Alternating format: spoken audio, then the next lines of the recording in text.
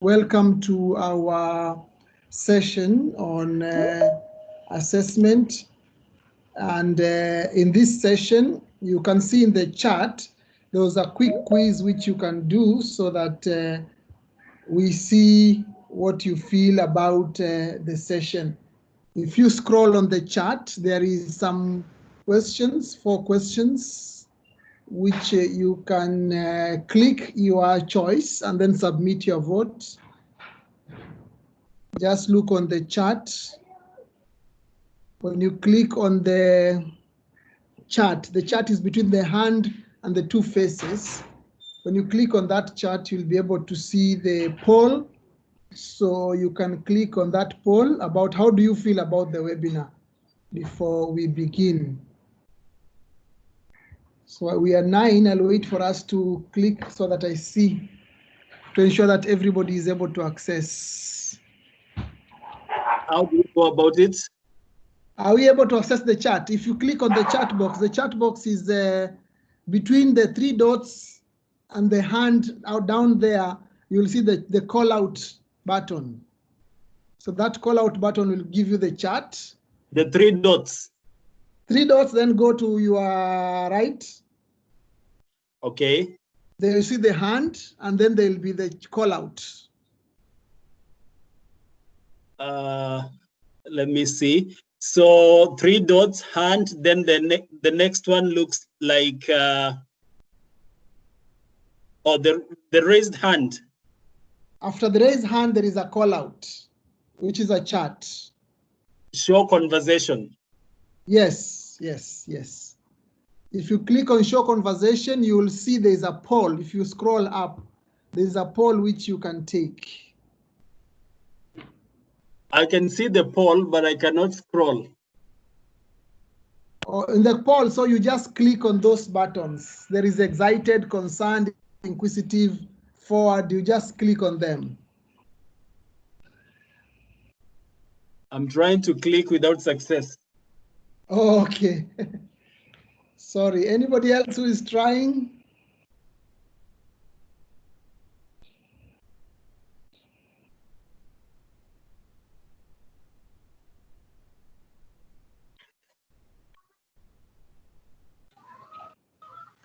Harriet, you have lifted your hand? Yes, Harriet? Yes. Are you able to? I'm also trying to click without success. What is it saying? I've tried to click, but when I click on submit, it's not responding. Okay, that's okay, no problem. So that is one way in which when you start with your learners, you can quickly get how they feel about the session. So we will proceed. And in this session, this is what you said. When I sent the survey, people are talking about the how to, that was what came out, the way to conduct the assessment. So I took all your responses and put them in this software and was able to select the keywords about what you said you wanted to learn. Also, 10 people had responded. Actually, there were 9. And the challenges, if you look at the challenges, is the time, finishing testing, and all these challenges are focusing on the learners, that is the students.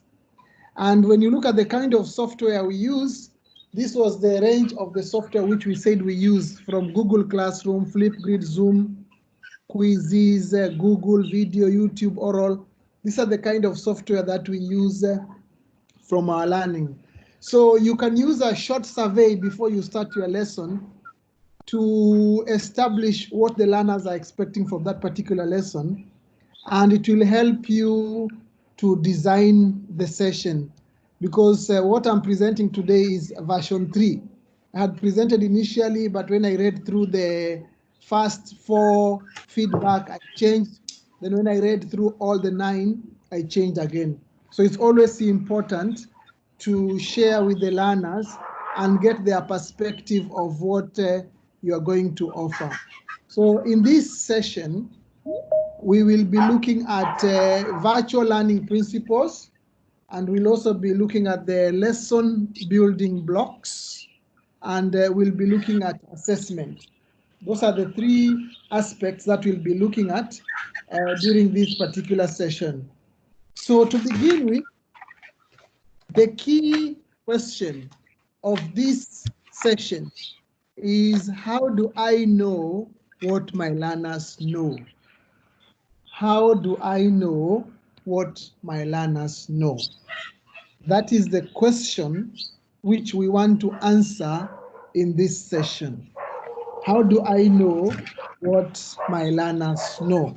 So at the end of the session, I'm expecting us to have established ways in which we can know if our learners know, despite them being at different places and at the different environment. At the corner of the PowerPoint, you will see a small icon. So those icons will be changing depending on the activity, and all along you will learn what they mean. For example, this one means I'm the one presenting. So anytime you see that icon, I will be presenting, and when a new icon comes in, I will share. It's always important to have this like an essential agreement in a virtual environment, so that your learners will know that when this icon is there, this is what is happening. So the question we want to answer in this session is, how do I know what my learners know? To start, I will also start with a quiz to know what do I know about what you know. So in this particular quiz, and you saw in that particular slide of the quiz, it is showing this icon. This icon shows participation. There will be an activity where we will be participating. So we have this, and I want you to go to quizzes. The instructions are coming. Go to joinmyquiz.com and enter this code so that we can start. Joinmyquiz.com and enter the code 779553.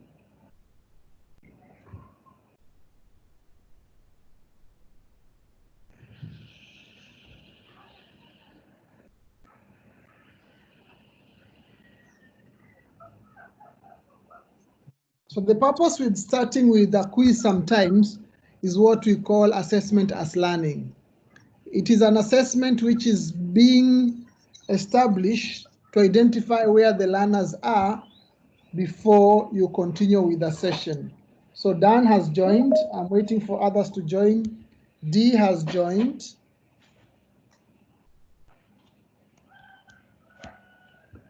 So it is always important to do like a check-in. It's like a recap or finding out what is happening, so that we can find what to do.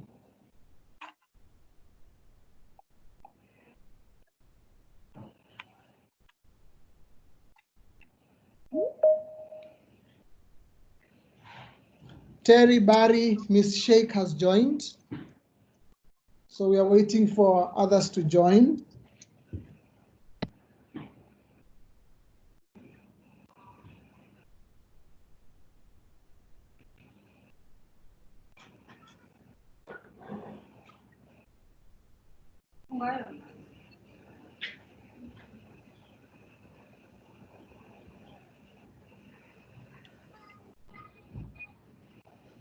We are waiting for others to join.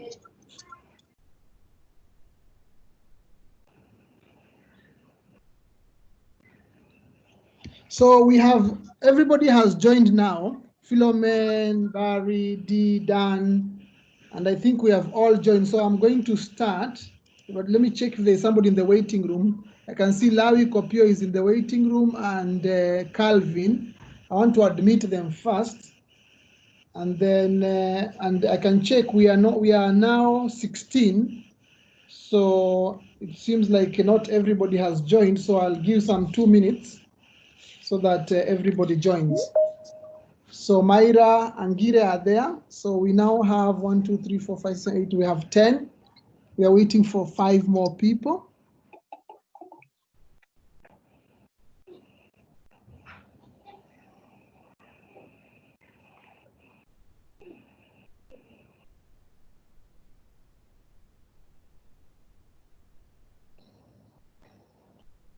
So I'll wait for 1 more minute and then we start.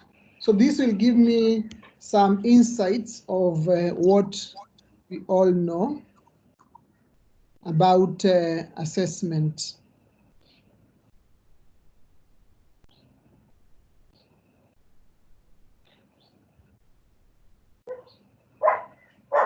So I have 10. I'm waiting for 2 more, then I can start. If I get 2 more, I will start.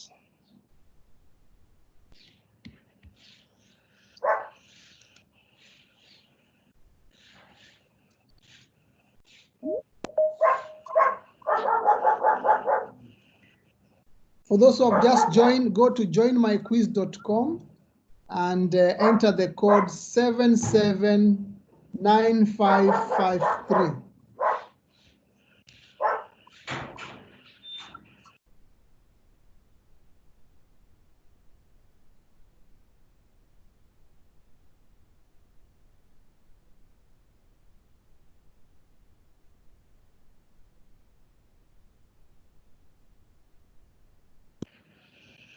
So I will start the quiz with 10 and see how it goes. The rest who have not joined, yes, Calvin is there. 1 more. Joinmyquiz.com, then enter that particular code 779553.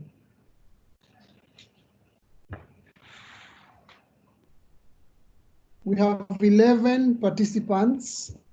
We are 15, so 4 of us are not there. If you're having a challenge, please tell us so that we know what is the problem.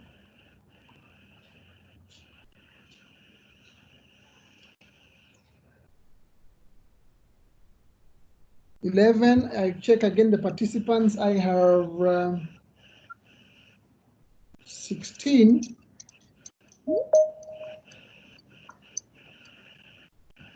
Now I even have 17.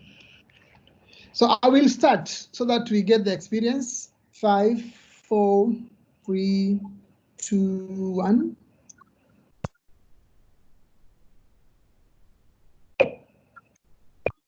So those are the questions showing. Question 1, an assessment for learning so teachers can make adjustment in the instruction. Which one is it? Question 2, true or false? Summative assessment before, during, after the teaching and learning process. Question 3, this is a joint process that involves both teachers, learners, and an integral part of teaching and learning. So there are choices there. Then 4, true or false? Written work, performance, task, quarterly assessment are components of formative assessment. Then 5, this allows the learners to show. And if I go to the leaders board, I see how the performing is on. Miss Sheikh is there with 2650. And the others are coming.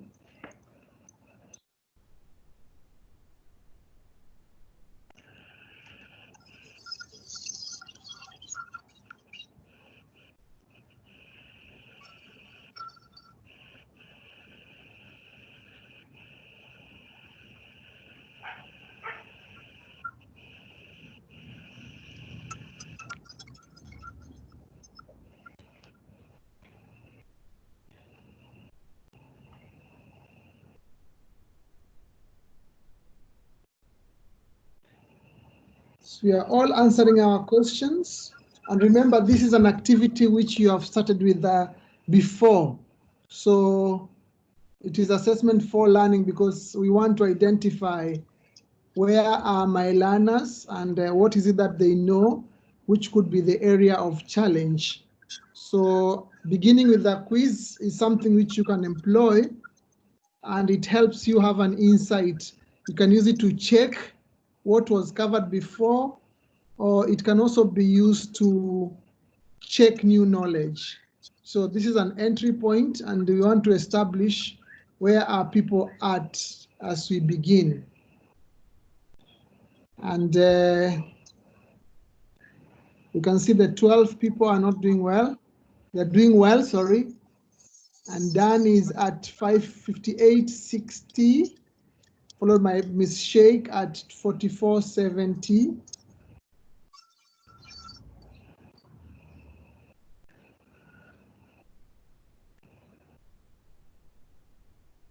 So we will wait for the next 3 minutes. Let's hurry up. Then this is not a time test.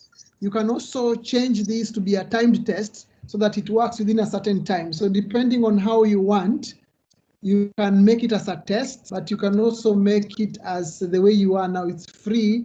Everybody is working at their own pace. And remember, in this situation, Ms. Sheikh has finished, I think, and Dan has finished. In this situation, everybody is getting different questions, and everybody is getting different choices. So there's no way I can text my friend and tell them number 7 is B, because their number 7 will be a different question, 1, and their correct answer for number 7 will be a different one. So it shuffles all this, and there are many softwares when we are designing the assignment, it allows you to shuffle the question, and it allows you to shuffle the answers. So that way, it brings in integrity, and it saves time, whereby if a child wants shortcut so that they can get answers from others, it's not possible. So Myra has gone up to second position at 62.90. And Amos, I don't know why you have not started. If you have a problem, just say something on the chat. Amos.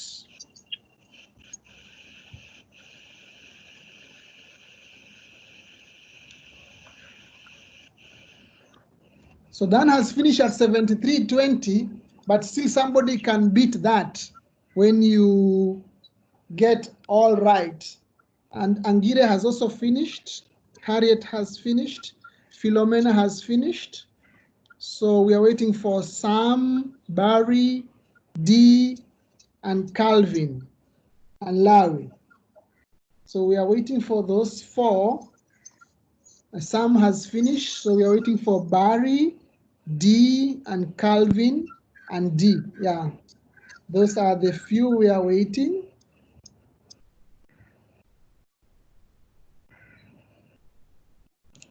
Myra has finished at 79.30. You can see she was down, but now when she finished, she jumped up there with 8 streaks of corrects. Dee has finished, so we are waiting for Calvin and Lawi. So we'll give you 50 seconds so that we can end the game. The idea is to experience the game and also to see what happens after the game. So in the next 30 seconds, I'm going to end this particular session. I'm waiting for Calvin and Lawi.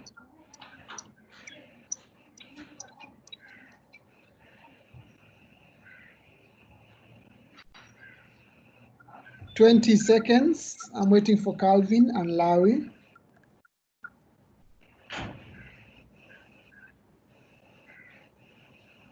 $10 seconds for Calvin and Lawi.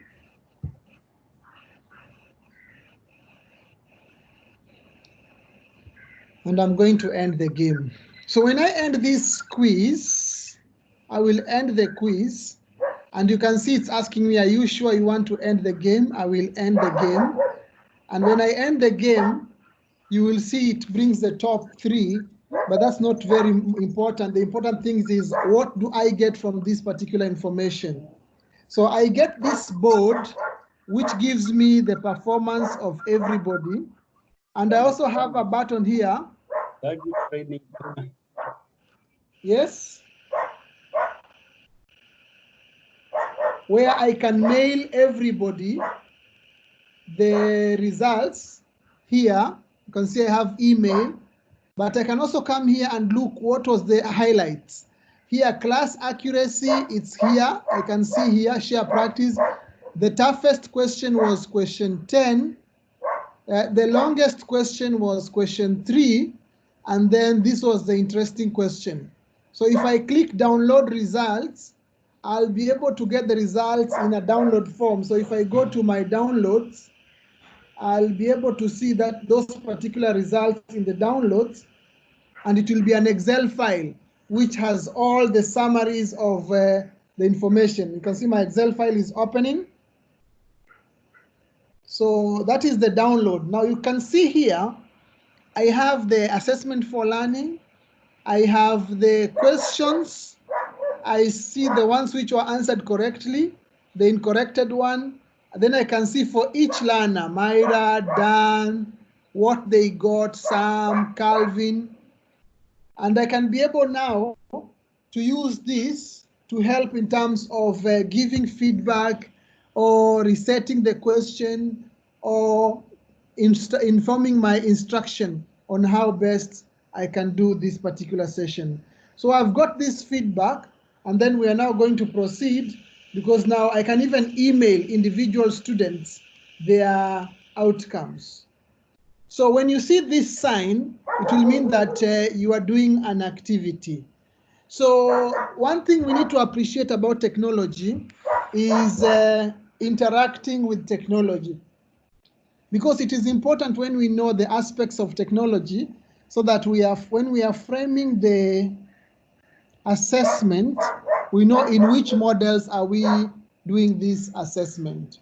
So when you talk about interacting with technology, we are talking about media literacy, which is hardware and software, but we are also talking about information literacy. And this cuts across from working with technology, assessing information, handling information, managing and presenting information, and scheduling. And all these can be used as an assessment, because how you present, for example, when you tell your learners to go and look for certain information, you are using interacting with the technology as one mode of assessment. The other thing about technology is creating with technology. So you can use it in assessment whereby you are asking learners to model something. So they use technology to model an activity. Or you can be using your learners to simulate.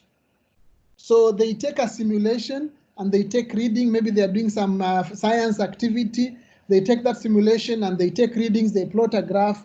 So you're still doing assessment, but you're using a simulation. You can also do with creating with technology for coding, whereby you are giving your learners a task and they're supposed to write a small program as part of the assessment. It can also be used for system thinking, whereby your learners are developing something which is supposed to bring out connectivity, share how this is related with the other. And finally, you can also use it for robotics. One, where we had to do the project, explain a project that we came up with to solve a water solution, a large one here in Kenya. Two, we went for core values, where as a team, we explained each and every skill we learned from the project. And three, we also participated in now the robot technical part, where each and every school comes with their own robot and their programming, and you perform and solve all the challenges that you have been placed for on the board. All these challenges represent certain water problems that face the country. So we have to appreciate something, that our learners should not be consumers of information only, but they need to be producers.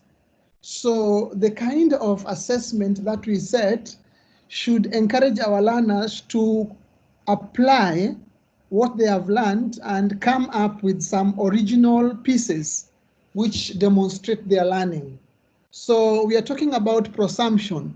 If you create an assessment which forces your learner to reproduce what you taught, then that is not an authentic assessment, because it is not allowing what we call valuable imagination, purposeful, and originality, VOIP. So the assessment should be able to invite a sense of identity with the learner when they come with their knowledge and they apply it to that particular environment. So we need to structure our assessment in a way that it allows the learner to apply what they have learned but also come up with the original stuff as we are working with them. So that is something which is very important to inform us that when we are doing an assessment, we have to make that consideration. You have seen teachers who in class, in face-to-face, they ask a very hard question. The longest river in Africa is River Na, and then the answer is Nile. So that is not an authentic assessment. That is a memory base and it has a leading answer. So that way you do not allow the learners to think. So the assessment should bring some curiosity, some investigation, and something which makes the learner look for the information. And the last aspect is digital citizenship. Now, this is very critical in these times because we are talking about the responsible use of technology. So when we are giving our learners, go use your camera, go take a picture of a flower, go use this, we need to also build their digital citizenship so they know of the responsible use, they know about safety issues, they know that whatever you post, wherever you post, even if you delete, it stays there. So digital footprint is very critical. Also ethics, and this comes in when they are doing assignment, so that somebody does not copy somebody's work and reproduce. Ethical practice is very important. Cybercrime is also important. And the biggest one is fake news. So when they are researching, how do they know that the kind of information that they have found is authentic and it can be used in the kind of assignment you have given? So these are the three areas which is forming our foundation as we begin our session on how do we use technology in our classroom. So to sum up these areas, we need to appreciate that our learners are at different levels. So the kind of demands, the kind of activities, the kind of rigor, the depth of the breadth of the activity we gave must be within their age level. So you find that when you're working with the lower learners, P1 to grade 3, interacting with technology, creating with technology requires those particular aspects. And when you are working with older children, middle school, interacting with technology, creating with technology requires that level of engagement. And when you are working with older children, then interacting with technology, creating with technology, and digital citizenship requires that. So when we are framing our activity, then the kind of rigor I'll expect for a lower child creating is illustration. And when they are bigger, taking photo, recording audio. And when they are bigger, using PowerPoint. And when they are very big ones, make a video with narration and subtitle. So the demand needs to cut across the age level and who the child is in terms of their ability to engage with technology. So that closes our session for the first part of digital literacy. I have a question. Always when you're doing online session, chunk your work so that after a short session, you have a short quiz. So this is a quiz using PowerPoint. In the chat, can you type what is the right answer? Which one is not a stage in a teacher development on digital? Is it A, is it B, is it C, or is it D? I will look at ones which are majority and I will click, we see if it is correct or not. So go to the chat, type your answer. Is it A, B, C, or D?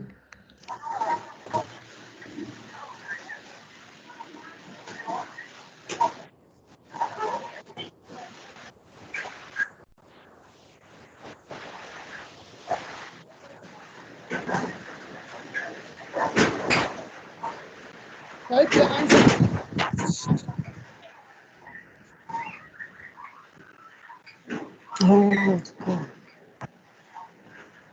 Type your answer in the chat.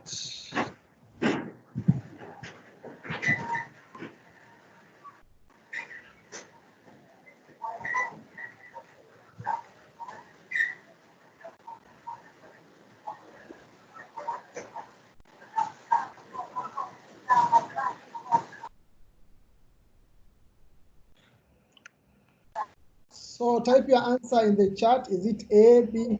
So Charlotte has said B.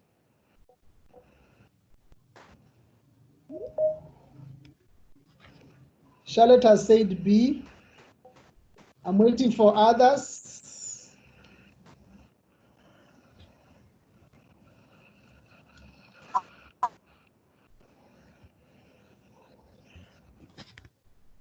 Sam has said C.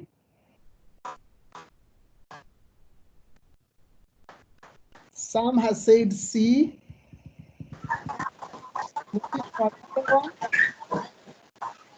Harriet has said C.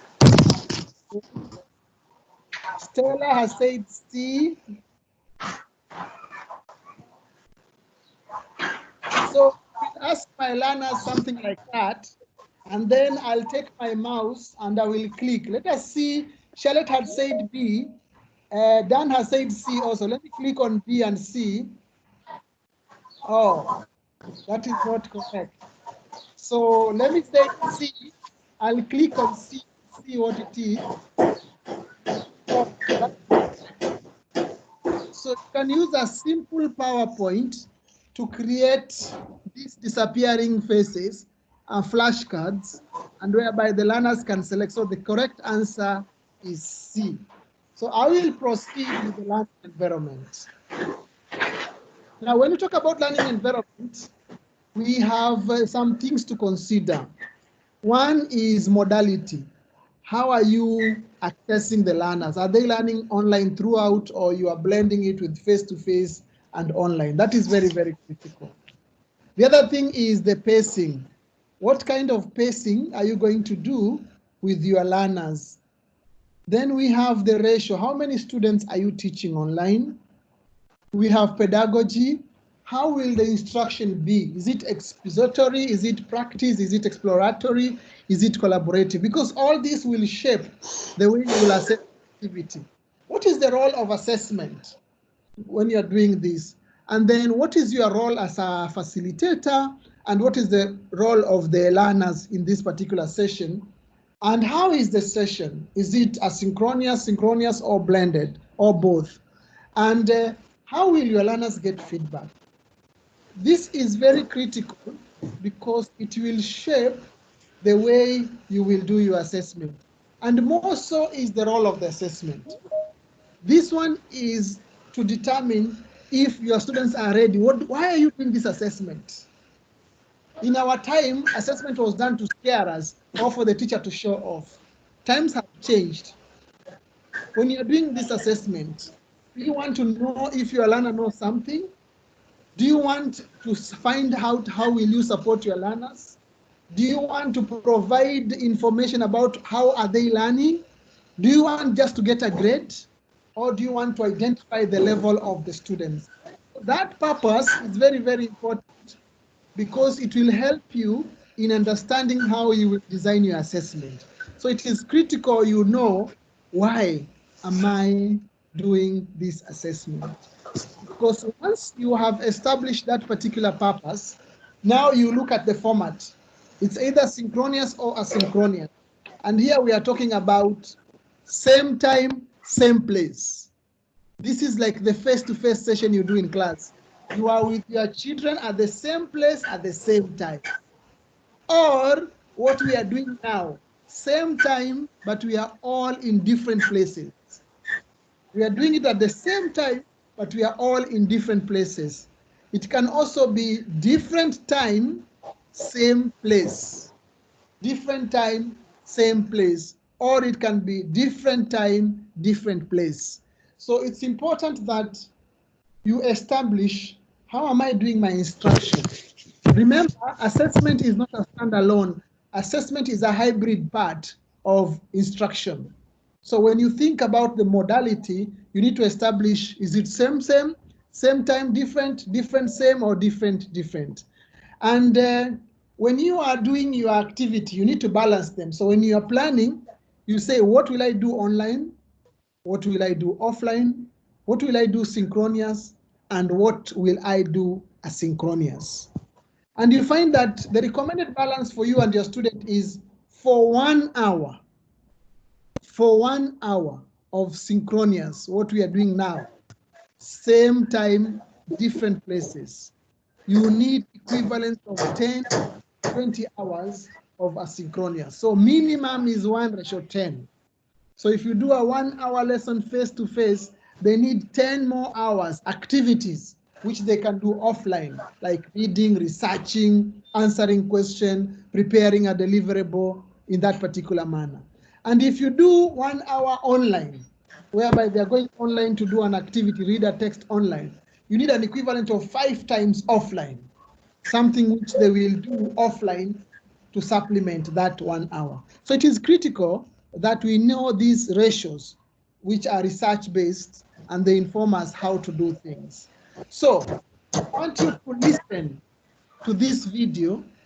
You listen with your body, with your heart, with your ears, with your eyes, with your mouth. Listen with intention, and you draw out the learning styles given by this particular.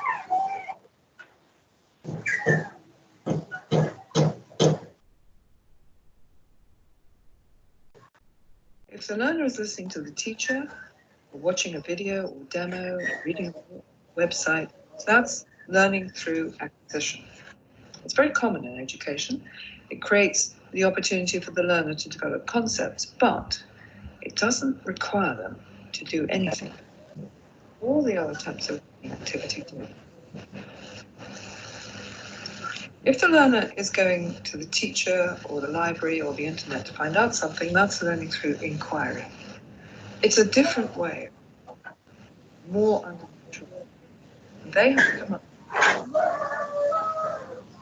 search again, active learning, enabling that.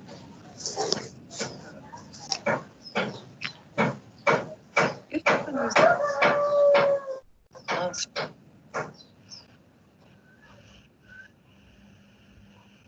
We are having a lot of noise. I don't know. We are having. answering their questions, exchanging ideas, challenging each other's arguments, that's learning through discussion.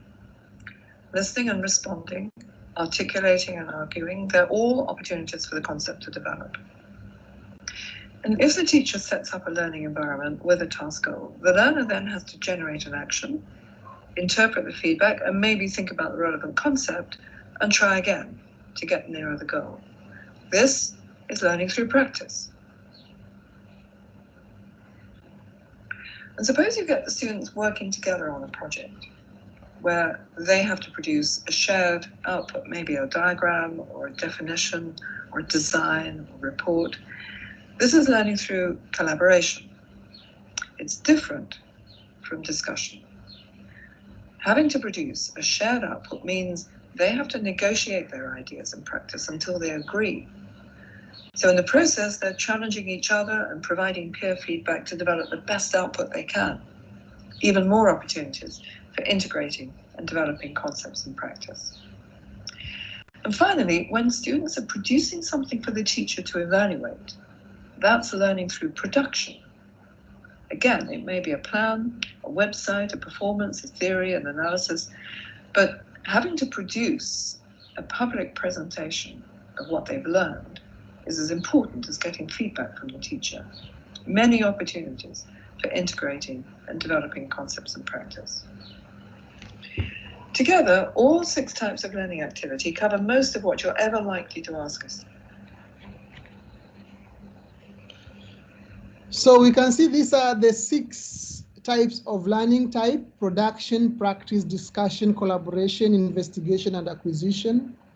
And they're all linked to the 8 types of learning, whereby we talk about visual, we talk about naturalistic, we talk about kinesthetic or physical, we talk about linguistic or verbal, logical, mathematical, interpersonal, then or solitary or auditory.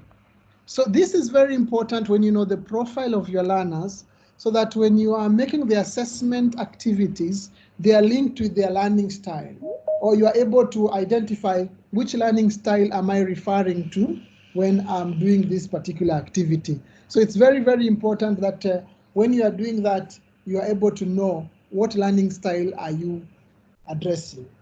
So in these different types of learning, when you talk about synchronous offline, those are the kind of activity. When you talk about synchronous online, those are the kind of activity.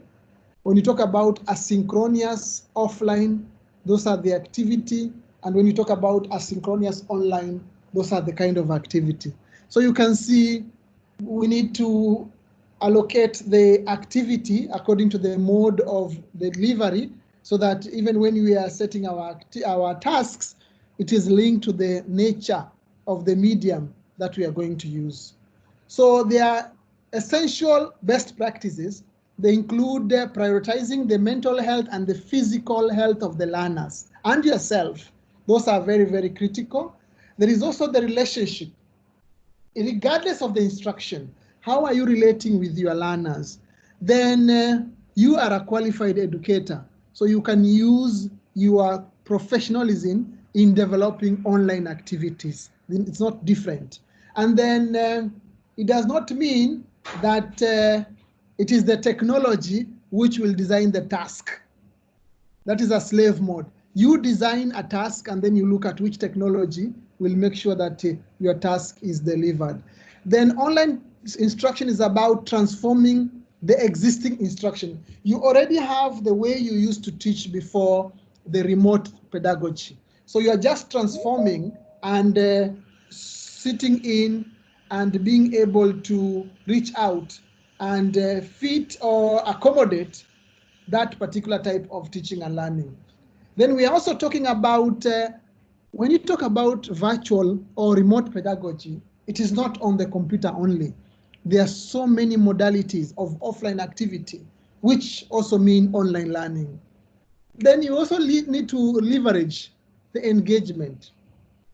So make the engagement experience to be varied so that the learners can enjoy, and then consider all the learners.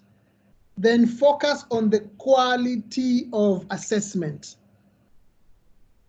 quality over quantity, and focus on summative as well as formative.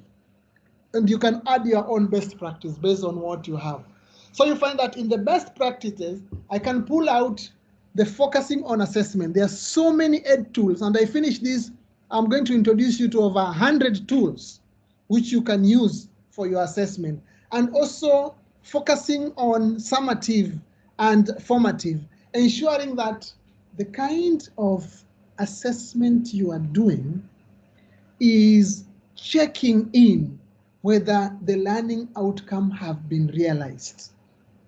So when you are setting your assessment task, you have your learning outcome parallel, and then you are checking, is this ensuring this is there? Because you have given them knowledge and you are looking at competencies. And a competence is when a knowledge is applied in a skill with the right attitude and values. That is when you get a competence. So you are connecting KSAV to get a C, and that is where we are testing. C is the longest thing you have in your life. It is what remains after education, and that is where we want to arrive. So then there are these principles. We have, when you are introducing your lesson, there are some times which you don't take. Then use different ways to in your lesson, pictures, movies, words. Then stop and ask questions frequently, and also engage students to explore. And I did this because I want us to focus on that. Stop and ask questions frequently. Remember, we are virtual, so I'm missing an element of body language. So I don't know how Harriet is doing, how Sam is doing. So when I pose questions, I tend to connect with the learners, and that becomes assessment for learning because I'm establishing how they are doing, and I'm also being able to follow and alert them to be on board. So that is very, very important, to stop and ask questions frequently. So we have now finished a session, and as I told you, don't go too long in a session. So I want us to check in. Are we together, or am I alone on my computer? So I'll go to Kahoot, and in Kahoot, we're going to play a small game of Kahoot. And in this game of Kahoot, I'll be asking questions based on what I've just shared with you. So the assessment are milestones because they are checking points whereby now we break, we do an assessment, we break, we do an assessment like that. So let me close this. And my Kahoot is loading. And when Kahoot is loading, you can go to kahoot.it. As mine is loading, just go to kahoot.it. It will ask you for the code, and then the code will come. I'll show you the code on the screen. Kahoot.it, and you see the code. So the assessment we are going to do now here is checking on what I've just presented before the last one, before the digital literacy. Now I'm checking on this one on assessment.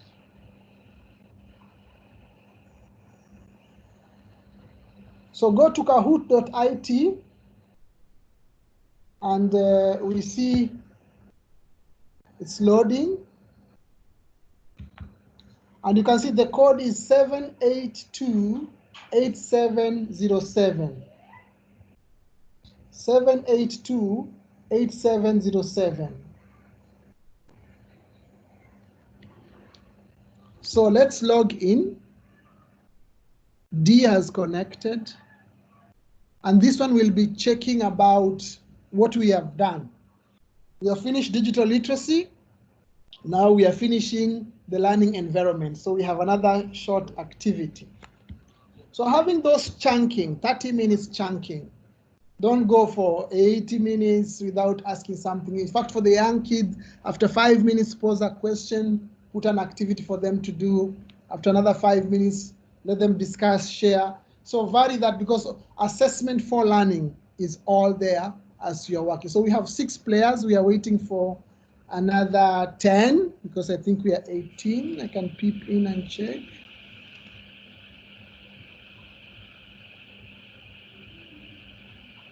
We are 23 actually, so I'm expecting 22.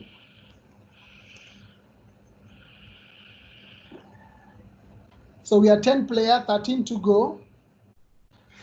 11, 12 to go. 12, we have 11 to go. Kahoot.it, we are 13, so we are 9 to go.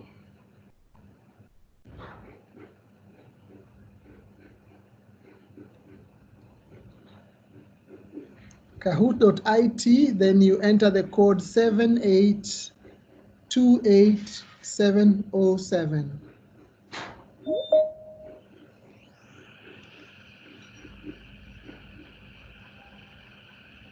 So we are 23. So I should be seeing that 10 more to go. We are 13 here. 14, 9 to go.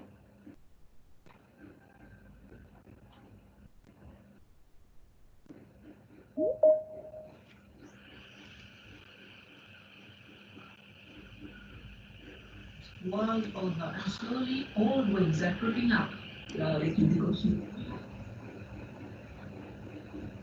We have 14 players now. We have 9 to go. Lemosetti, Charlie, AMS, Evans, Edwin, Philo, Harriet, Lynn, Mina, Barry, SM, Daniela, Terry, Dan. So I'm waiting for the other 11.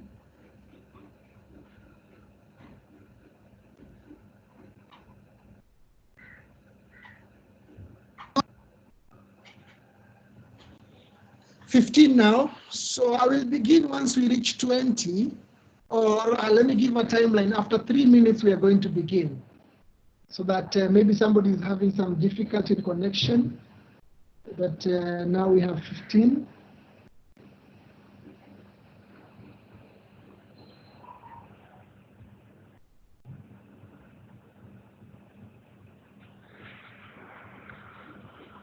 So we have 2 minutes.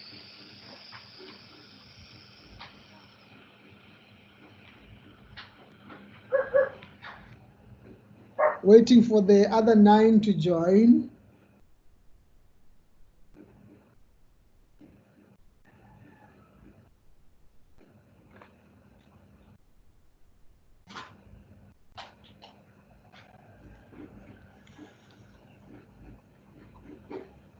We have a minute.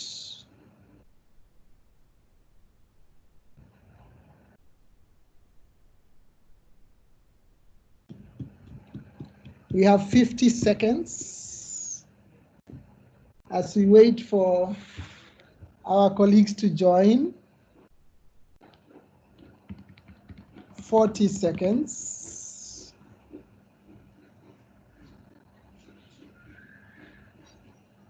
30 seconds.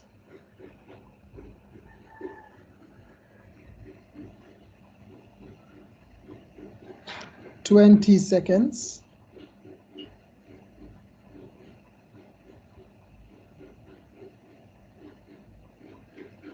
10 seconds. And we are going to start in 5, 4, 3, 2, 1.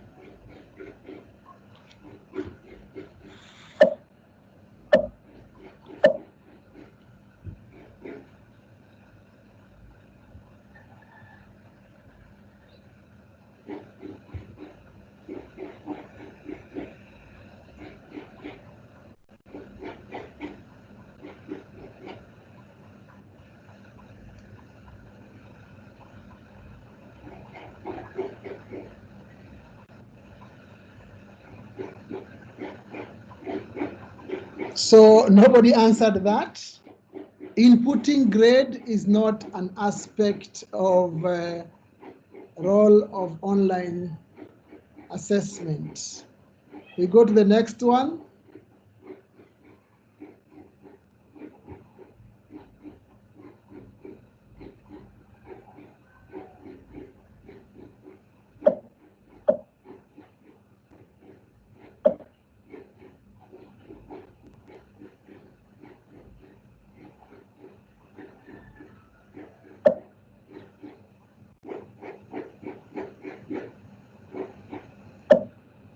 So 5 people have answered. So the answer is a continuum. It's a continuum from synchronous to asynchronous. So nobody got that. We got the next one.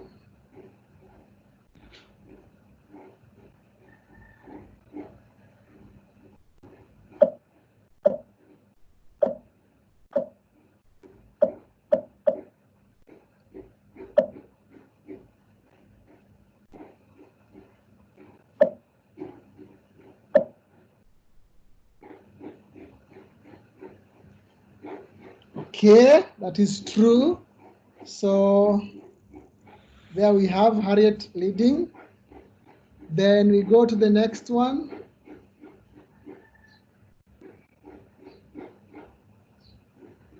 How many aspects do you need for remote access? How many did we look at? The modality, the role of assessment, how many were they?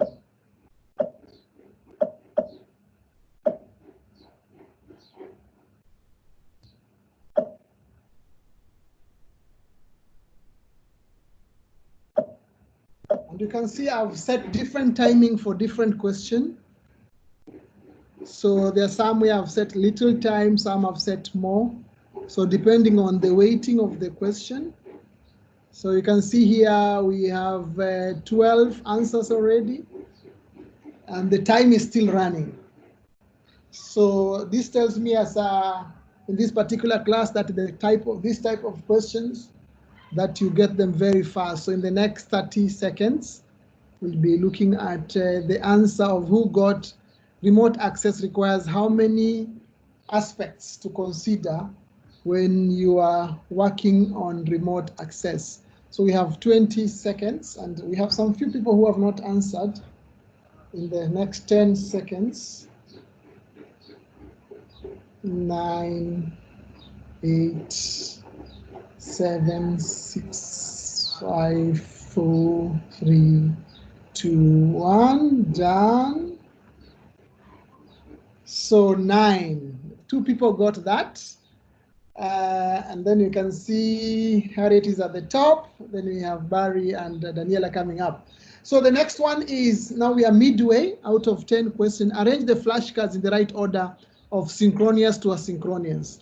So push the cards. Which one comes first, which goes next, like that, from synchronous to asynchronous. How do you move from one level to the other? So organize these flashcards. Which one starts with synchronous? And remember, we talked about what is synchronous, what is asynchronous. So arrange these particular cards in that particular format, from asynchronous to synchronous.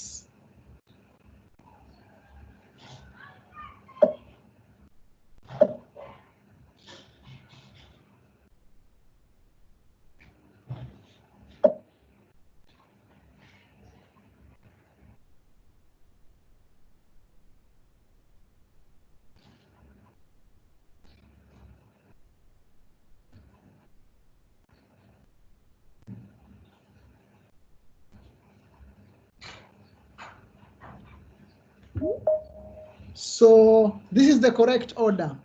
Same place, same instruction, same place, same time. When you're in class, that is synchronous. Then same time different is the next level, different time, same place is the next, then different time, different place is the same.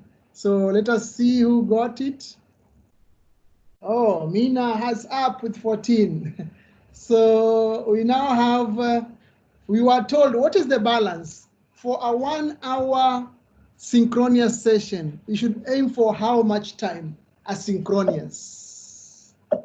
What was the equivalent? What was the advice we got from the literature?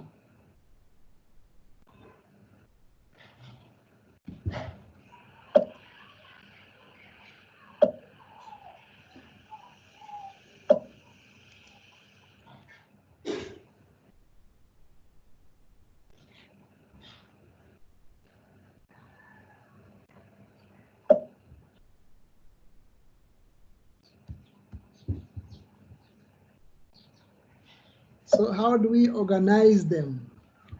What was the ratio that we worked?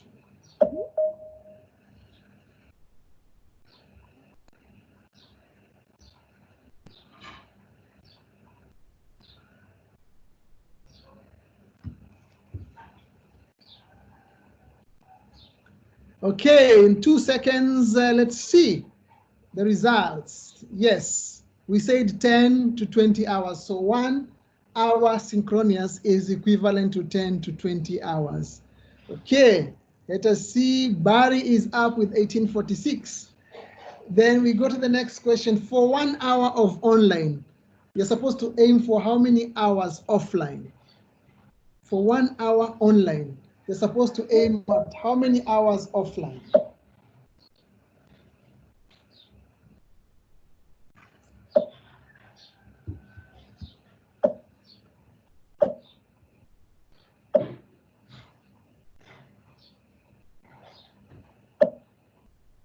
That's a quick one. We have 4 seconds, 2 seconds, 1 second. Time is gone. Yes, we said 5 to 10 hours. And let us see the tables, how they have changed. D is there at 27:35. So we can continue. 2 more questions. Learners working together and developing a deliverable of a learning through. There's a video we watched. And the video is also there. When learners are working together. What did we say? What did the video tell us? Everyone who teaches wants their students to have a good experience of learning, because that's what will drive their future learning.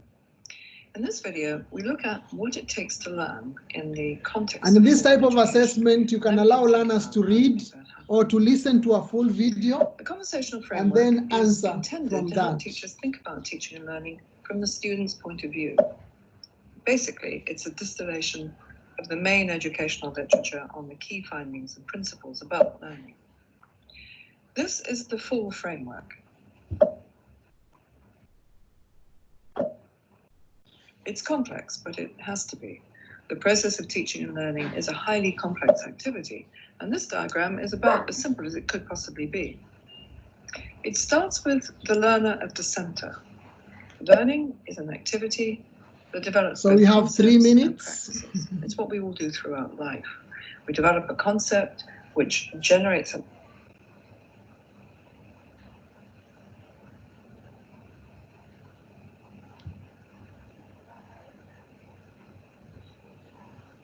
Okay, so we have 2 minutes to finish the session. The countdown time is coming. Now here, that's the challenge with this type of software, that you cannot quicken the time. And if you skip this particular question, it will mean that it is not going to be counted in the session. So now we are going to wait for 2 minutes to see who has got the right answer for this question. We have 120 seconds. The idea was to watch a whole video, and then based from that particular video, you'll be able to answer the question. Learners working together and developing a deliverable of learning through. So there is production, there is practice, there is investigation, there is collaboration, there's a typo there. So we are waiting for 90 seconds, a minute and a half, and then we get the right answer and see who have scored in the second last question. So we have now a minute and a half. And you can see my students who are very fast. They have answered, they have finished, but now I have to wait for the countdown timer. So these are the realities of some of the software that you cannot accelerate, because if I skip now, those who got this will not be counted, and that will be unfair. Remember, assessment has to be fair to the learners. And now we have a minute, which is 60 seconds countdown, where we are going to see how many people got this question correct. And let me see, I'm hearing some people in the lobby. I'm admitting some colleagues from the lobby to join us. So we now have a countdown of 45 seconds, three quarters of a minute, and we are approaching a half of a minute to see who got the answers for learners working together and developing a deliverable of learning through. Is it production? Is it practice? Is it investigation? Is it collaboration? I'm sure now you are thinking of the answer you wrote and what it means, and if you thought it is correct.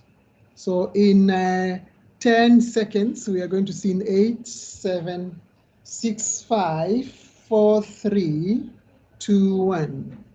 There we are. Yes, collaboration. Most people got that, but you can see D is now at 385. Now we go to the second last question. Less demanding, semi-flexible belongs to. Remember, we were given activities for synchronous offline, synchronous online, synchronous offline, and asynchronous online. So for less demanding and semi-flexible, it belongs to which area? Is it synchronous offline? Is it synchronous online? Is it asynchronous offline? Or is it synchronous online? So 2 answers and time is up. Let us see. It is synchronous offline. So Nina has jumped up. So the last question is a very simple one, true or false. The 10 best practices shared include assessment. True or false? The 10 best practices include assessment. These are very quick one, and time is up.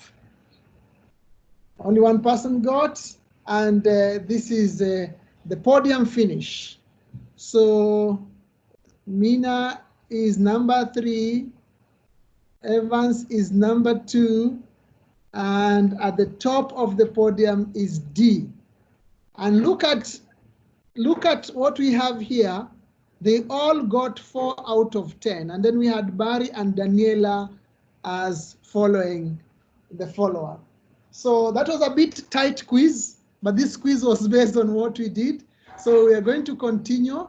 I can go here and look at the quizzes, how they were answered, and look at each question. So 7 questions were difficult for most of the people. I can check on get feedback, and this feedback will give me, it will give all the players feedback on the difficult question on how to improve and what to do in those particular difficult questions. Then I can view a full report. It can give me a full report on who was doing what, which questions were correct, which questions had difficulties, which question took long time. And this can help me when I'm working with the learners to readjust my lesson so that I can be able to address the areas which needs more support. So assessment should be a feedback to you as a teacher to see how can you retool, recast your delivery so that you are able to follow through. So this is still loading, but I'll go back to the PowerPoint and we continue, and I'll show you once it's loaded. So we have, I stopped there to check, and now we are going to continue. Lesson building blocks. Now, lesson building blocks are critical because assessment does not start when you are in class. It begins when you are planning. So when you are planning your lesson, that is when you consider, okay, I can go back here. Sorry, you can look at the report. So this can give me the report. For example, I can see need help. Barry needs help. Daniela needs help, 20%. Dan needs help. I can even click all to see who needs help. It can show me the correct answer and answered and final score. I can see who did not finish. It can give me that list. I can get a summary of 15% were correct, and I can be able to see what I can do in terms of how best. So as a teacher, this dashboard is very good for me because it allows me to be able to analyze and to see how the questions were done. You see, I can check question 1, how many people chose this, how many chose that. I can go to question 2, question 3. So it is speaking to me as a teacher on my instruction. It is feeding me on what should I do, which kind of question should I ask in future, and how should I customize my session so that I'm able to reach out to my learner. So it's not an issue of being punitive, it's an issue of having a conversation between the teacher and the students. So I'll go again with the lesson building block. I said assessment does not begin when you're in class. Assessment begins when you're planning the lesson. So when you're planning the lesson, you have instruction and modeling. What will you be teaching? And what will you be modeling? You have discussion, research, and online podcasts. What will you be allowing your learners to discuss? What are they going to research or explore? What kind of online information do you send, text or podcast? Text is for them to read, print. Podcast is them to listen. Then how will you check if they have understood what you have facilitated? Are you going to use quizzes or tests? Are you going to use reflection or metacognition? Are you going to use group works or collaborative? Or are you going to use practice or review? So these 9 areas are the ones which guide you as you are planning your lesson to allocate the activity. At what point are you going to assess and how are you going to assess? Therefore, when you are designing your assessment, remember the key is to address the head, the heart, the hands. And when I talk about the head, I'm talking about the Bloom's taxonomy, from knowledge, comprehension, application, synthesis, and evaluation. That is the head, conceptual understanding. If you're using ABC, it's the C. If you're using triple H, is one of the H's. Also, we are looking at affection, the heart. How is the learner appreciating, relating to, developing attitude to that particular concept? So you have to address the affective domain. If you're using ABC, it is affective domain. If you're using triple H, it is one of the H's, the head, the heart. So this is the heart. And then the third one is the physical psychomotor, the doing, that's the skill. So in ABC, it's the behavior, but in triple H, it's the hands. So when you are setting your tasks to assess, the tasks are supposed to make sure that you have checked if your learning outcome have been realized. And the learning outcome should be in the head, the heart, and the hands. It should address the ABC, affective domain, a behavioral domain, and conceptual domain. So all those should be assessed. So in this case, you explore which activities am I going to do that will facilitate that coming up? Is it read, listen, watch? Is it collaborate? Is it discussion? Is it investigation? Is it practice? Is it production? So among these, you are now formulating teaching and learning activity which will enable you to realize the learning outcome. And this teaching and learning activity are formulated in a manner which will be assessment for learning. So we started with assessment as learning to check the understanding. Now we are going for assessment for learning to kick in the inquiry of the learners so that as they are doing the assessment activity, they are learning. And here that is where we bring in, we ask ourselves, what is the purpose of the assessment? Is it informal? Is it formative? Is it summative? Is it formal? What do we need the students to demonstrate so that we know that they know? Is it retention? Is it comprehension? Is it application? Is it critical analysis? Is it reflection? Is it creativity? This is done at the planning level. What format does this assessment usually look like? So what is the format of the assessment? Where does this assessment fit in the overall learning of the learner? Remember, we are focusing on assessment for learning. So the assessment is facilitating the learning. So we need to place it. Where is it? In the learning framework or in the learning continuum of the learner. Then what might the impact of assessment have on the learner? When they take this assessment, how is their disposition, their outlook being influenced, affected, shaped, or enhanced? So that is something critical that we need to do as we are shaping the assessment. And finally, what is your workflow for grading and feedback? Are they going to get the results immediately? Can they retake the assessment? Will they submit a draft? So this framework gives you a way of designing your assessment so that it invites the participation of the learner. It is not boring, they are engaged, and then it is purposeful. They are doing it to learn. They're doing it so that you realize the learning outcome. So these are the steps which you need to consider when you are doing that. So you start with instruction and modeling. This is what I will go to class, and this is what I will be doing. So when I'm doing instruction and modeling, I have an opportunity to do many things. So I want to ask all of you to, in the chat, what is the difference between assessment for learning and assessment of learning? Let's go to the chat and share what is the difference between assessment of learning and assessment for learning.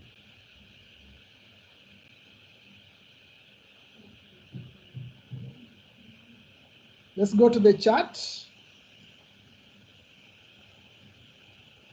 And in the chat, let us answer that question. What is the difference between assessment for learning and assessment of learning? So type your perspective, what you think. This just say you to say, what do you think?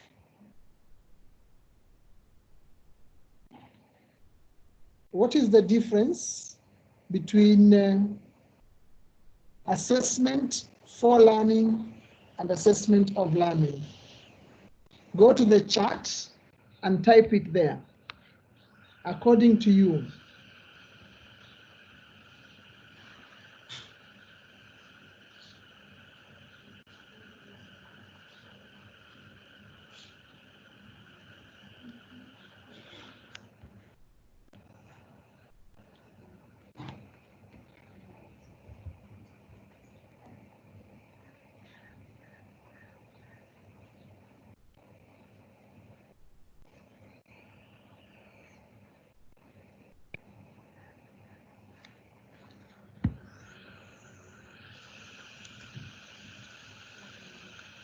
Give your answer on what you think is the answer. Yes, Kopio, your hand is up.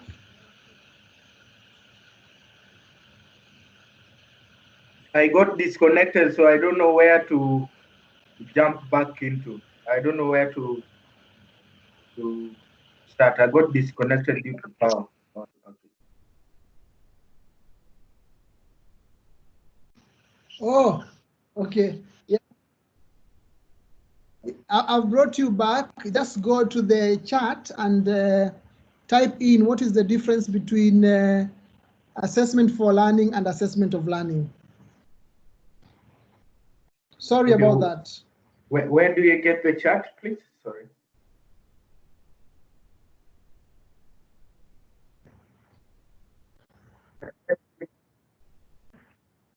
The chat is there in the between the hand and there is show discussion. You see on your phone down there, show discussion.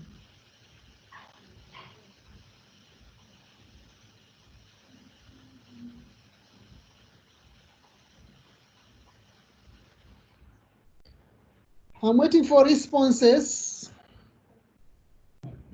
or I'll call some few names because I'm not seeing responses coming in. Okay, I can see 2 responses, 3, that is good. Charlotte says assessment for learning. Charlotte says assessment for learning is using the assessment creator to help you facilitate. Assessment of learning is using assessment to get students' learning outcome. Henry says assessment for learning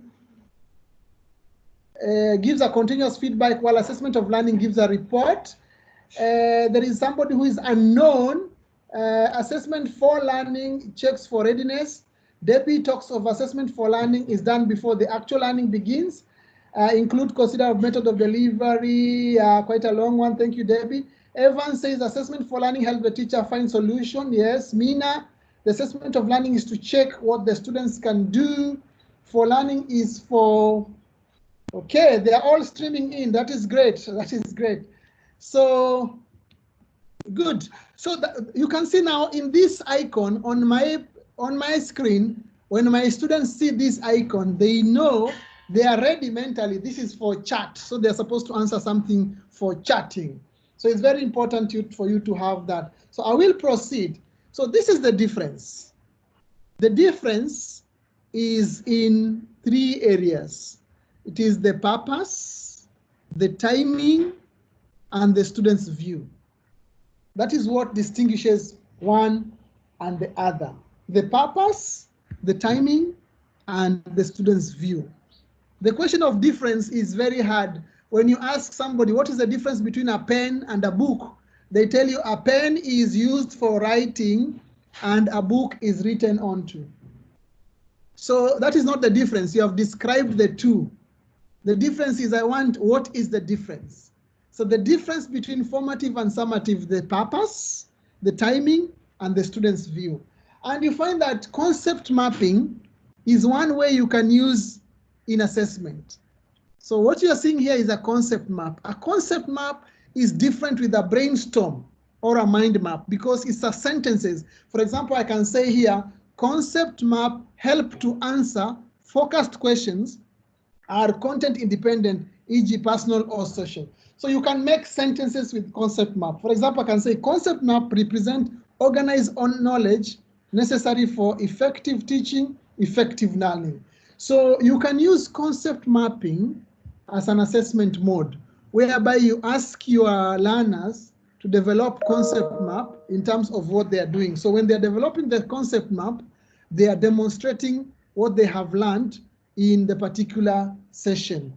So asking your learners to develop a concept map is one way of assessment, is one way of checking understanding. So for example, you can see here, I have given you some words, assessment. Look at the words in the box. I've given you these words in the box. And I want to give you a very small task. How can you write them in a concept map? These words. Can you design them in a concept map like this so that you can be able to read them from one main word to another? Can you design them to a concept map so that they bring out the relationship between summative assessment and formative assessment? I'll give you 3 minutes to try that. 3 minutes starting now. These are the words. I want you to use these words and you formulate something like this. Look at the words, take a paper and try to create a concept map using these words in the box so that I can be able to read from one to the other like that. So you have 3 minutes. I'll put the words only so that we just focus on the words. So in 3 minutes, use those words to design a concept map. Concept map are big words with arrows connecting them, and in between the arrows, we have wordings. So can you try that in 3 minutes?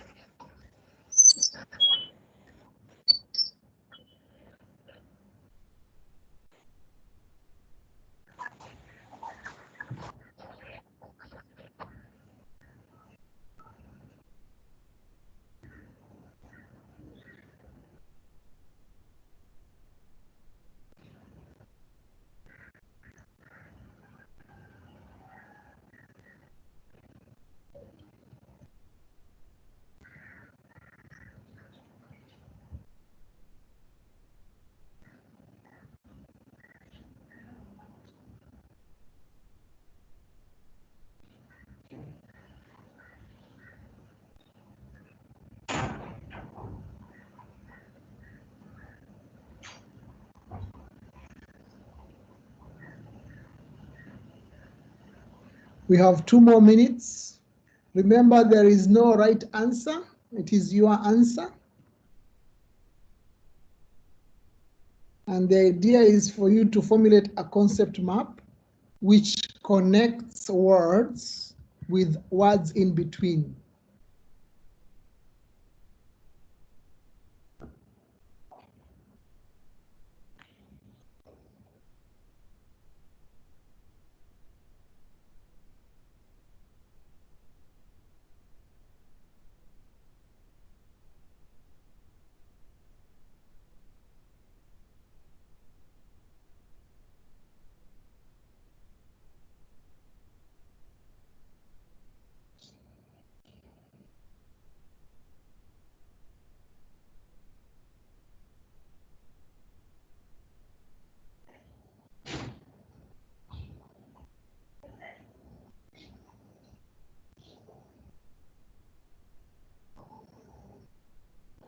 We have 1 more minute.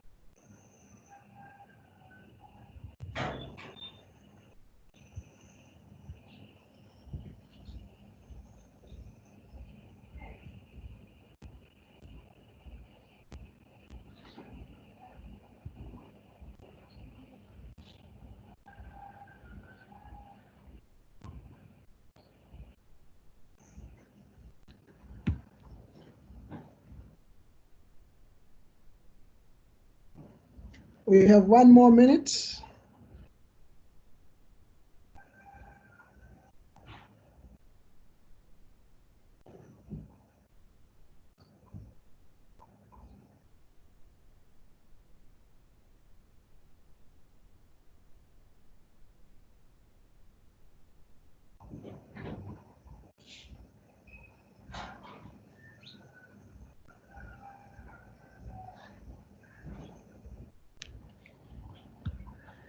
Okay, time is up.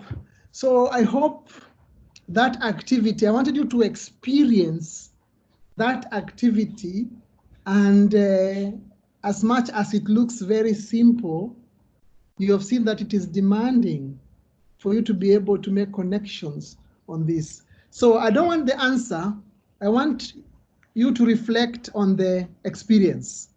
So go to flipgrid.com. Go to flipgrid.com, flipgrid.com, and enter this code 7A2AC481. Go to flipgrid.com and enter this code 7A2AC481. Once you go there, you will see something like this, what is shown here. And then it will ask you to share your experiences. So what you will do, you will press the green button and record a short video explaining what was your experience in concept mapping. As you are creating the concept map, what was your experience? Do you think it can be used as a formative assessment approach? So let's go to flipgrid.com. Flipgrid.com, and then you click 7. It will ask you for a code. Enter a code. So you enter the code is 7A2AC481.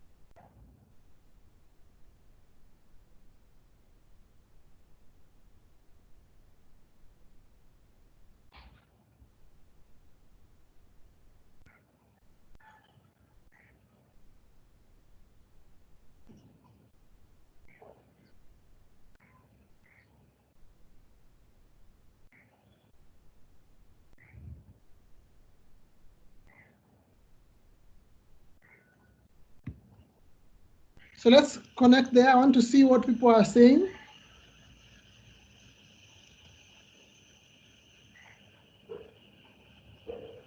Go to flipgrid.com. And also try to type flipgrid.com. It will ask you for a code.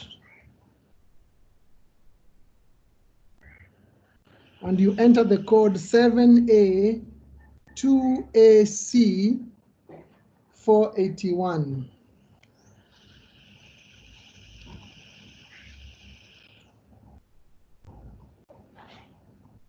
So I'm waiting to see at least 4 responses or 5 responses. I want you to experience how you can assess learners. In fact, learners love this. I saw one of your teachers responded that they use Flipgrid.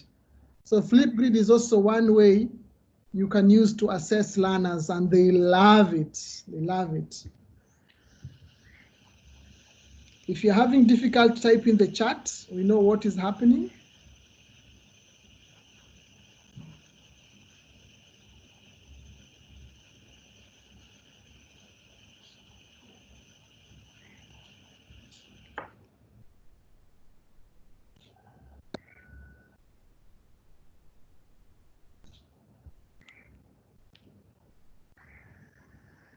There is no password. Charlotte, there is no password.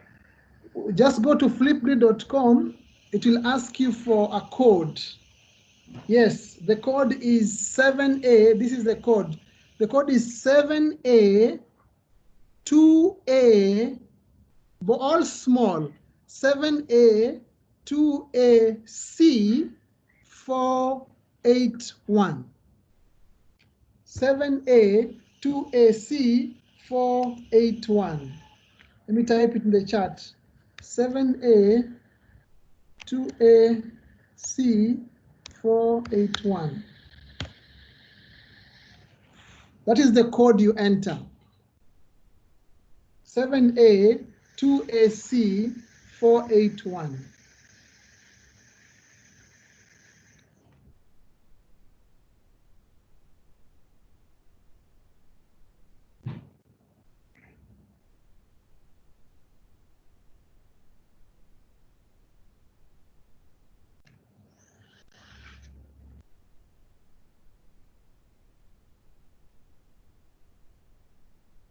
So enter that, then you'll see a green button like this here. Then you'll click that, and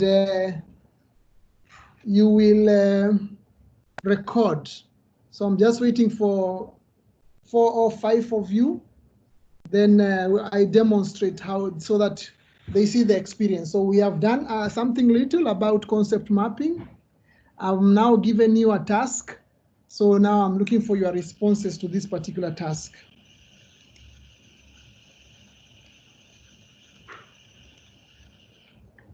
If I go online, I have not received any response yet. So you'll just press the green button, and you'll record yourself for 1 minute trying to answer the question. Having tried concept mapping in the session, to what extent can the approach facilitate formative assessment?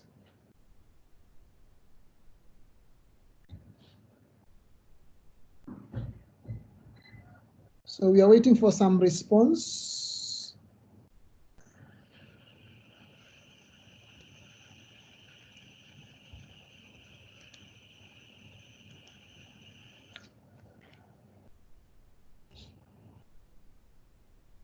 If you have a challenge, share in the chat.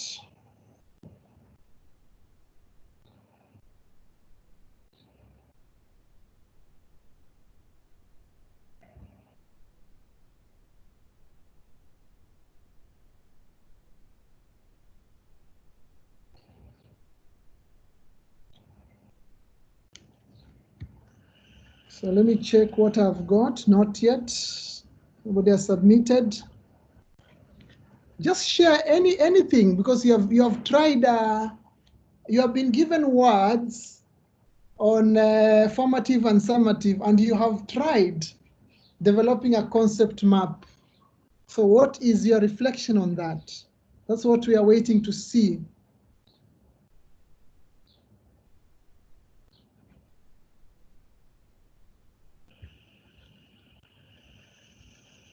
Are we able to access that? Let me just check in, because I don't know.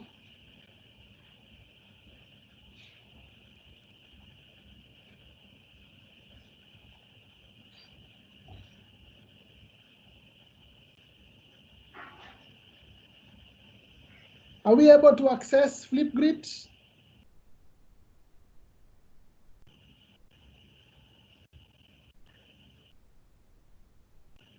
You can unmute yourself and say something.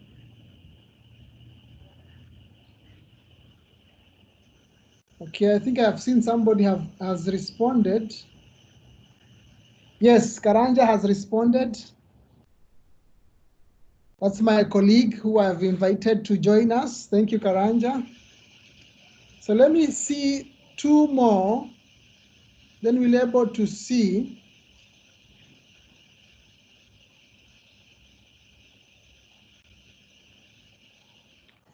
Yes, Dan is saying I'm recording, but Bit is recording.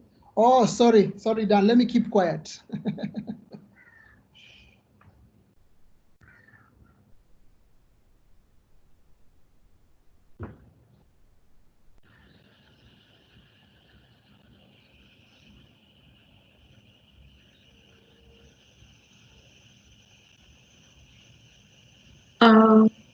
Please display the code again.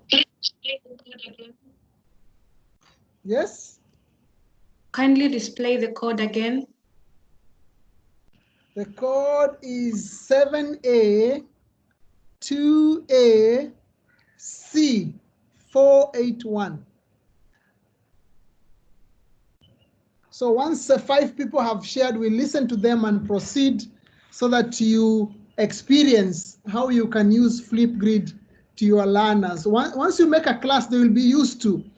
That's why I told you last time that you need to introduce your learners all the softwares that you will use so that they acclimatize with them. So that when you send something like this, they don't have difficulty. They've already installed that particular software.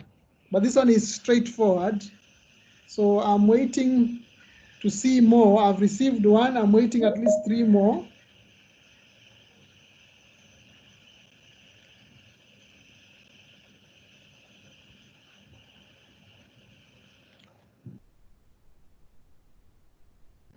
Yeah, and Nzioka, you don't sign in. That's why it's asking for an email. Just type flipgrid.com, then you'll see enter code. Just enter the code up there directly. So if you don't log in, just flipgrid.com, then it will ask enter code, then enter that particular code.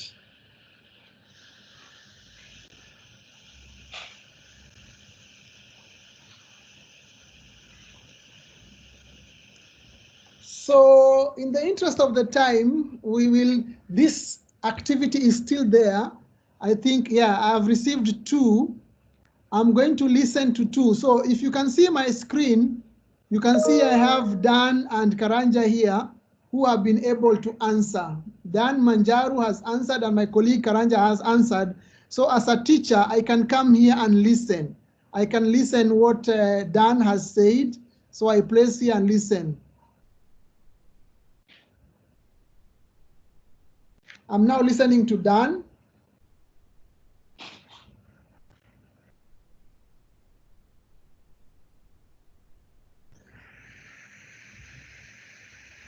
And I can even reply. I can reply to Dan, but I don't want to reply because I need to record I need to log in this particular grid and then be able to reply. Because what I was showing you was what I'm seeing as a teacher. But now I need to log in because it's my grid, and then I reply to the people who have entered that particular work. So I can see people have answered. Let me just see. I want to demonstrate what you can do when learners have replied the particular task. So this is the activity, and you can see these are the 2 people who have responded. So I will go to Dan and see, although it is reading 0, I don't know if he has said anything. So I'm playing Dan, and it's just showing his picture. So it means he did not record, so I can reply. And in the reply, so I log in and I reply to Dan to tell him what he did. So we are going to listen to Dixon and see.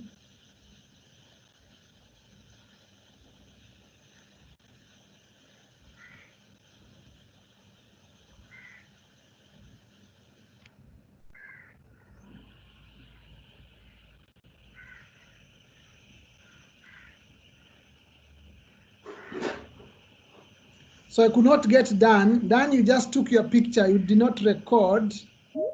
So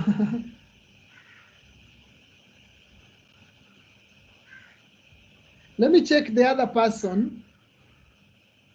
Let me listen to Karanja. Here it is.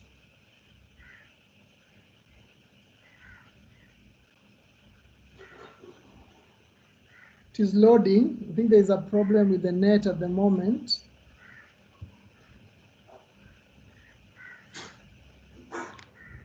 And when it goes through, we are supposed to listen to what the learner shared. So this activity, I'll leave it on so that you can continue answering. There you are. So I can listen to what he said.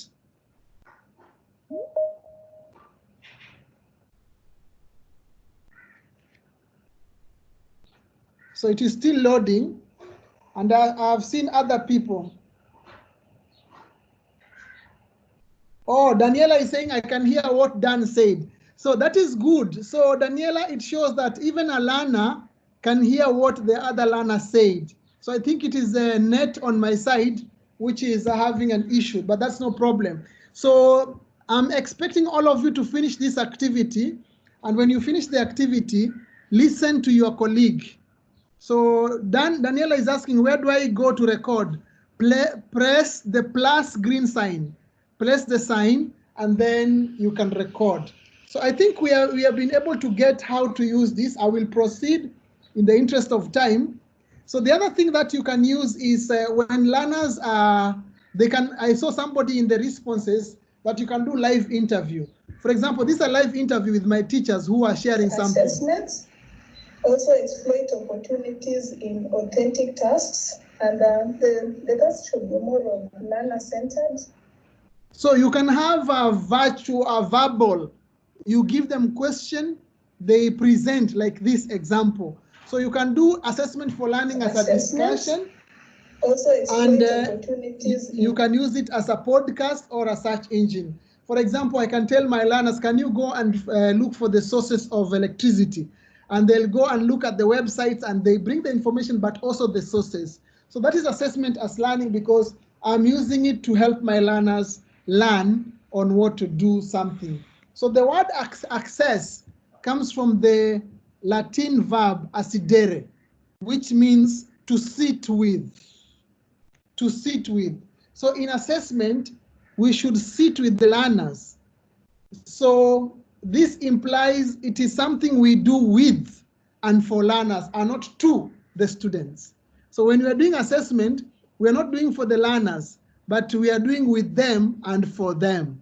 So you find that the purpose of assessment, for summative, it tests what the students know at a given time, and for formative, it identifies where they need to go. So when we are doing an assessment, remember we have the knowledge aspects, we have the character aspects, we have the skills aspects. So all assessment should address the three areas, the KCS.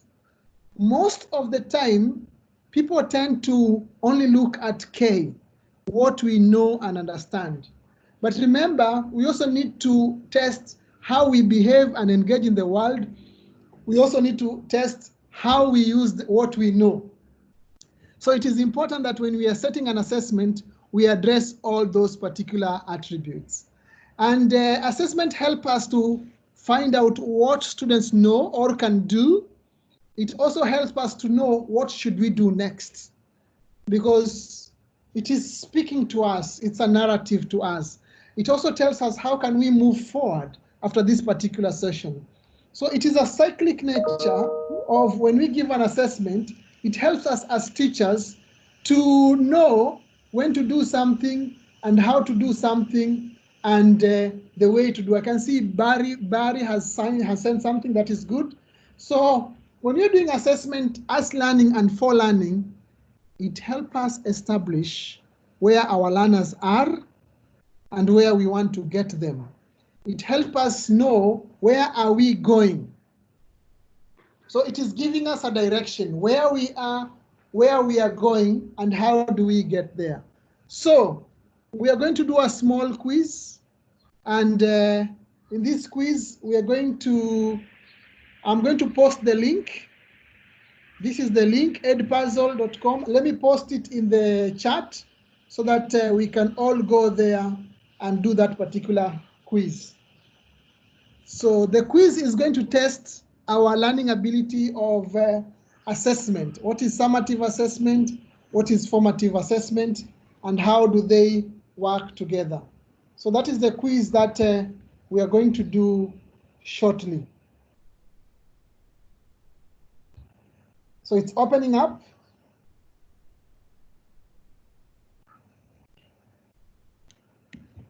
want to assign. So let me copy the link to a public link. I'll put it in the class. So I'll go to class chat and I'm posting it in the chat. Click on that link. It will open a video and you'll watch the video, but the video will pause, ask you a question and then continue. So I've shared the link there. Click on the link in the chat and listen to that video and answer the question. Go to the chat and see the link I've shared.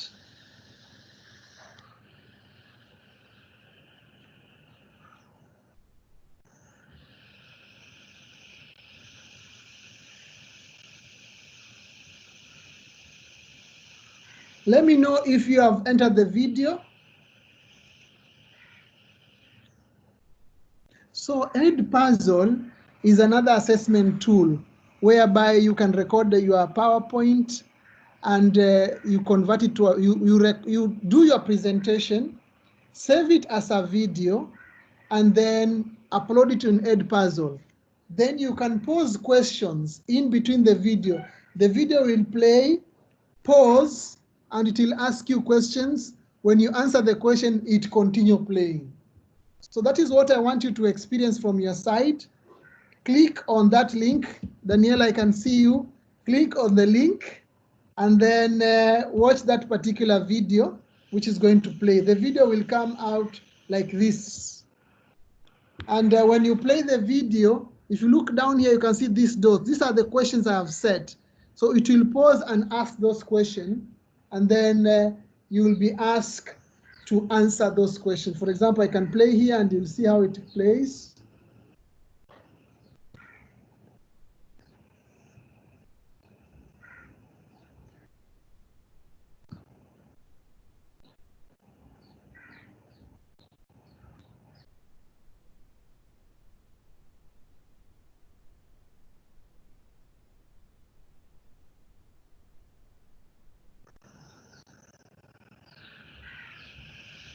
So the video will play like this.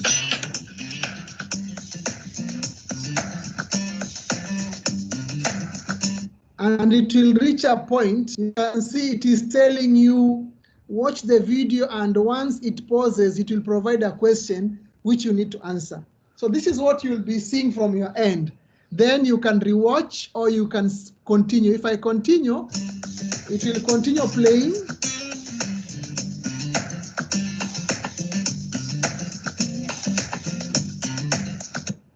And it will pose a question. We use assessment, formative assessment. So I need to go here and type in the answer. What is the answer? So my learners are using the video, but it is also an assessment. So they're watching the video and they're answering. So for example, here I can say assessment, formative assessment to engage learners to understand a concept. Then I'll say submit, concept, submit. When I say submit, then it will, I'll say continue. So it is giving me an answer. Then it will pause again, summative assessment, I'll say to provide a grade and measure what learners have learned.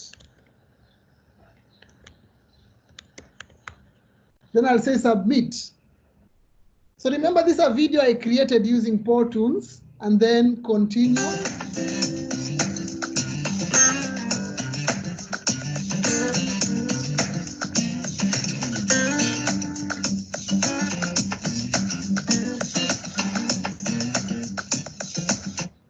So it is asking what a formative assessment used for by the students to understand concepts and understand concepts, and then I say submit. So this is what will be happening to your sites. Continue.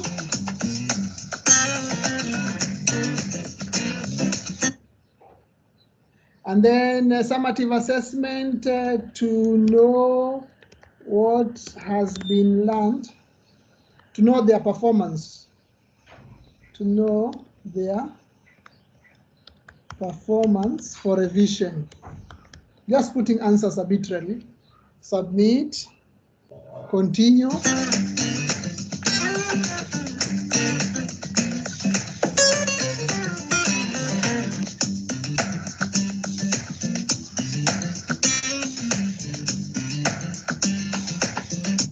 So how can students use formative to learn more? Just write learn more. And I hope you are doing the same on your side. I'm just demonstrating what you need to do. Then I'll also show you on my side. Continue.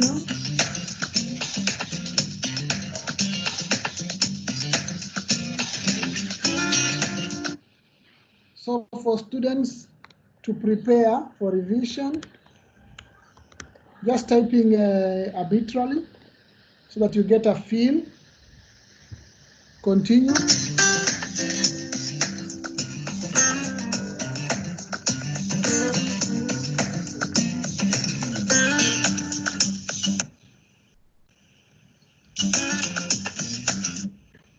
So here I say, how can facilitator use formative assessment to engage learners? So I'm just using Edpuzzle and a video I created, and now I've sent you. If you click the link in the chat, it will show you. You will be experiencing what I'm experiencing. So for summative, they will know their performance. I will know the learner's performance.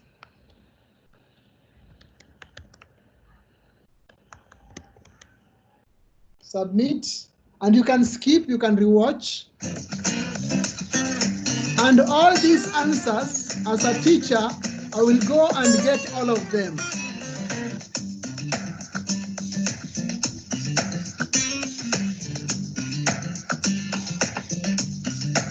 So this is a summary of what the learners were being tested on, and it is now giving me a summary.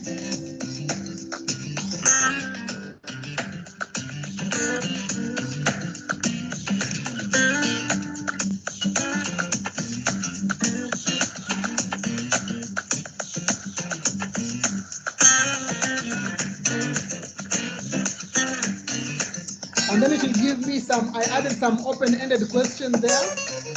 It is asking, for example, why is it important to summarize a lesson? They say for learners to close up the concepts. So I'm closing that particular session, and then I continue.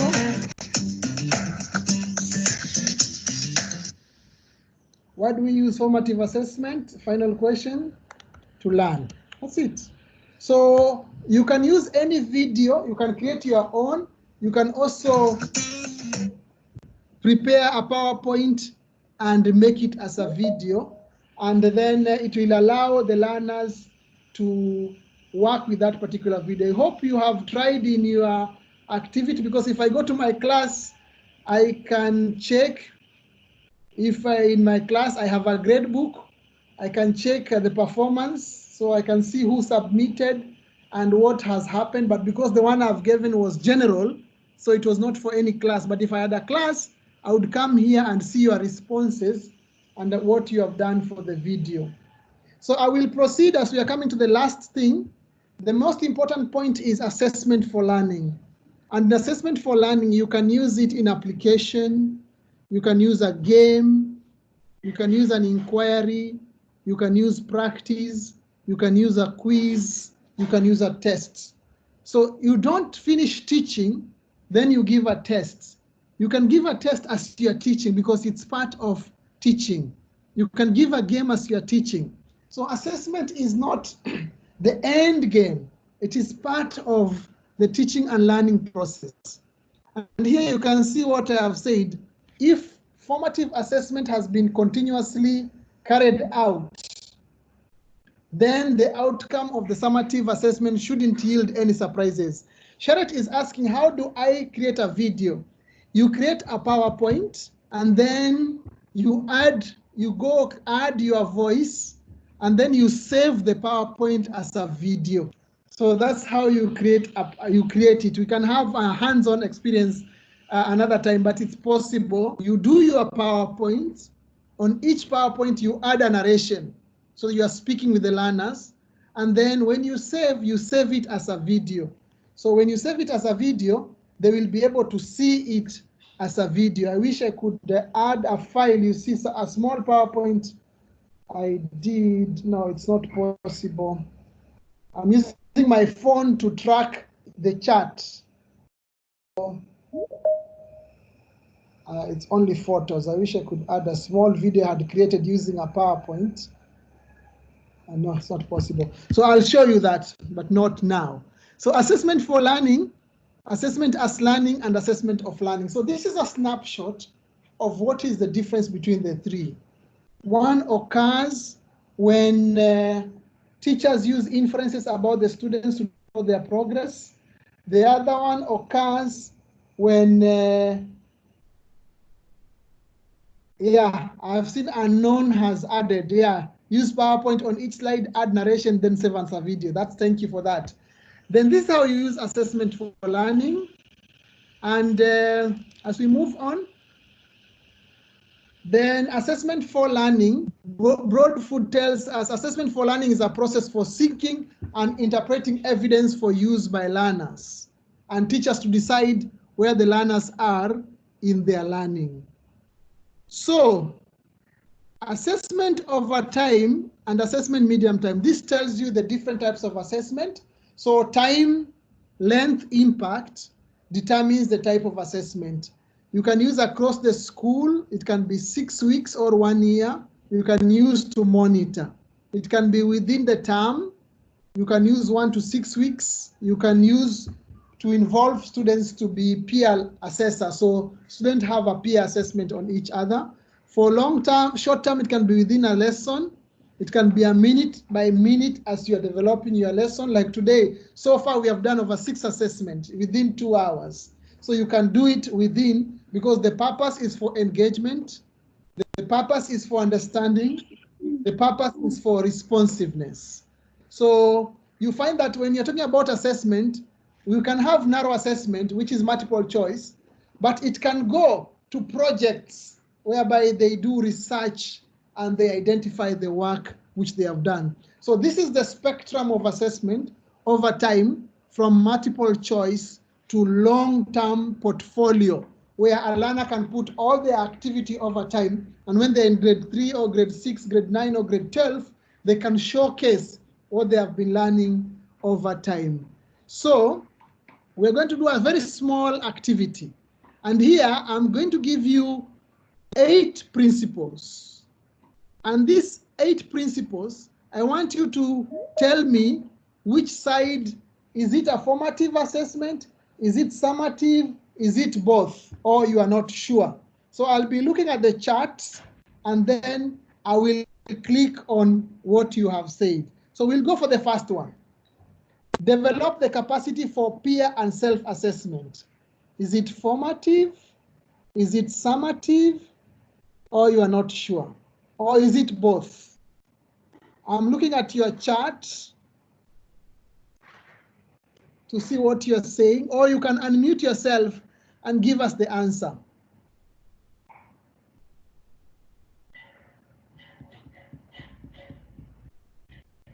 Sam has said both. Daniela has said formative. Unknown has said both. So let us try. So somebody said summative. This is PowerPoint. I'll click here. Oh, that one is not correct. So Sam and Unknown has said both. Harriet, let us try both. Sorry. Oh, it is not both. So you can see it has refused summative and it has refused both. Who else is saying another one? Develops the capacity for peer and self-assessment. Debbie is saying formative. Let me try. Correct. So let me go to the next one. Focuses on how students learn. Is it formative? Is it summative? Is it both, or you are not sure? Debbie has said formative. Formative. Okay, let me. Formative. Okay. Great. You have got it. Okay. So let's go to the next one. Shariat had said summative. You see, it's not summative. It is actually formative. I go to the next one. Helps learners know how to improve.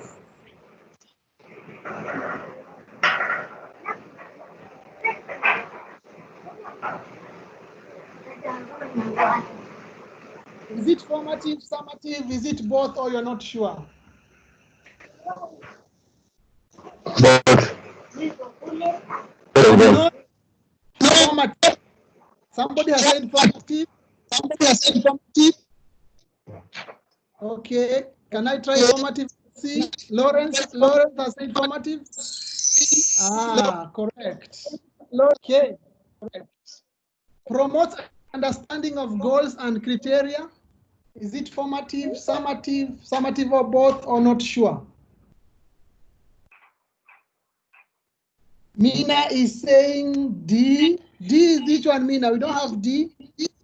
Harriet is saying summative. Let me try summative. Harriet has refused. Somebody is saying not sure. Okay, let me see. You need to be sure it has refused. Laurie is saying formative. Let me see. Good, good. So there we are. We go to the next one. Fosters motivation.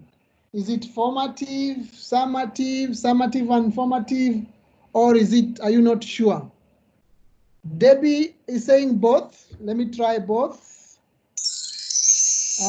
Correct. That's good. Thank you. Dan has also said both. Larry is saying both. Okay, let's go to the next question. Is essential to effective learning and teaching. Is essential to effective learning and teaching. Is it formative? Is it summative? Is it summative and formative? Okay, somebody has said formative. Let me try formative. No, somebody has said both. Let me try both. There you are. Okay, we go to the next question. Provides feedback to students and other key stakeholders. Provides feedback to students and other key stakeholders. Is it formative, summative, both? Not sure. Larry has said Harriet summative. Let me try. No, it has refused. Unknown is saying both. Let me try both. Oh, correct. Okay. Recognizes educational achievement and attainment. Recognizes education achievement and attainment. Is it both? Is it summative? Is it formative? Mina is saying summative. Let me try. Oh, no, Mina. Sam is saying summative. No. Daniela is saying both. Let me try. Correct. Okay. So those are the 8 principles. So you can see I've just used simple PowerPoint, and I have made an activity which you can also use and share. I will share with you this, then you can confirm, you can make activity, you can send to children, and they can check their answers as practice. So you find formative assessment generates, now I'm making my own concept map. Formative assessment generates timely achievement information to monitor individual students' progress in terms of what students did or did not learn, or in terms of what students can or cannot do. Formative assessment generates timely achievement information in terms of instructional effectiveness, in terms of modifying instruction, in terms of reteaching. So this is my simple concept map, which has shown how I can do formative assessment and the abilities of formative assessment. So you find that assessment is important because it raises standards, it improves students' motivation, it develops students' independence, it encourages mastery and growth mindset. So assessment for learning is very, very critical because it has this development or importance. So I want us to do another small quiz. And this one, we are just going to listen a short video and then we answer. When the video pauses, it asks you question. This one I've used PowerPoint. The other one I had used Edpuzzle. To the students' learning that improve their achievement. So it's about using information to adapt your teaching and adapt the work of the students to put the learning back on track, if you like, to make sure that the learning is proceeding in the right direction and to support that learning. Okay, so can you answer in the chat? This is Black. Black Williams is a guru in assessment. What did you hear? What did he say is formative assessment? Can you type in the chat? So I've taken a video, I've chunked the video, and I have paused it, and I have posed a question, just the way Edpuzzle was working, but here I'm just using PowerPoint. So I'm looking at your chat, waiting for your answer. What did he say? I'm going to repeat again so that you know how we are going to do it. So listen to Black and William, a guru. What is he saying about formative assessment? To the students' learning that improve their achievement. So it's about using information to adapt your teaching and adapt the work of the students to put the learning back on track, if you like, to make sure that the learning is proceeding in the right direction and to support that learning. Okay, can we type what he has said?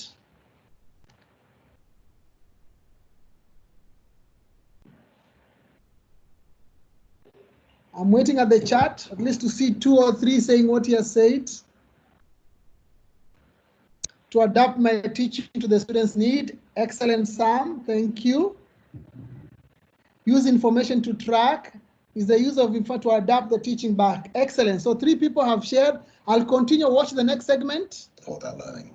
So it's what happens when you don't just lecture students and rattle through the material until you get to the end and ask them if they've understood it okay. It's constantly making those adjustments. What happens in formative assessment?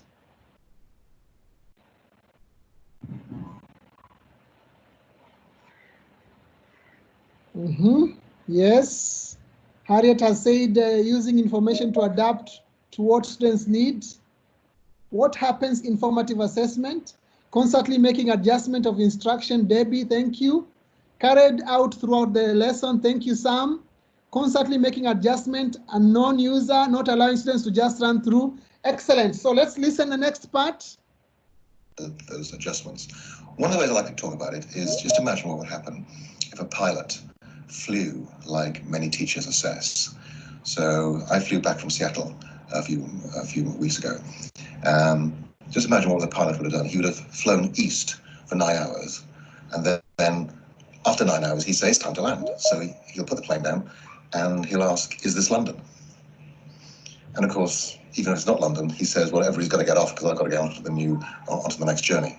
And that's exactly the way that we've assessed in the past. We teach students material, and at the end of that teaching, we find out if they've learned it or not. And if they haven't, we say, "Too bad, because we're on to the next unit." So, okay, how have we assessed before? What is Black William saying about how we have assessed before? Can you share in the chat?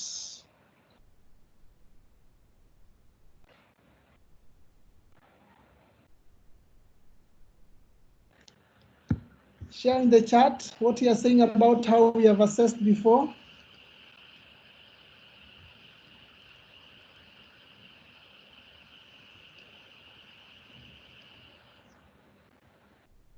Okay. I'm I'm waiting to read at least 2, 3. What has he said about how we assessed before? Expecting learner to give back exactly what we taught. Thank you, Debbie. Can I get 2 more?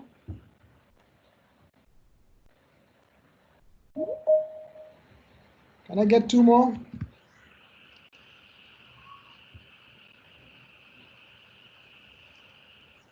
Unknown is saying we move on our way regardless of how students have understood like a pilot. Thank you very much. Mina, just moving on to the next unit. Thank you. Dan, kindly play the video again. I want to hold from my side. Okay, sorry. We are going to proceed. You will get the whole recording, so do not worry. Let us listen to the next part. Next unit. So what formative assessment does is encourages teachers to take constant readings about where students are, just in the same way that a pilot takes constant readings about their position. And if the learning isn't proceeding as you'd planned, then you make adjustments. That's the essence, to me, of formative assessment. So what has he said about the essence? What does it do? What does assessment, formative assessment, what does it do?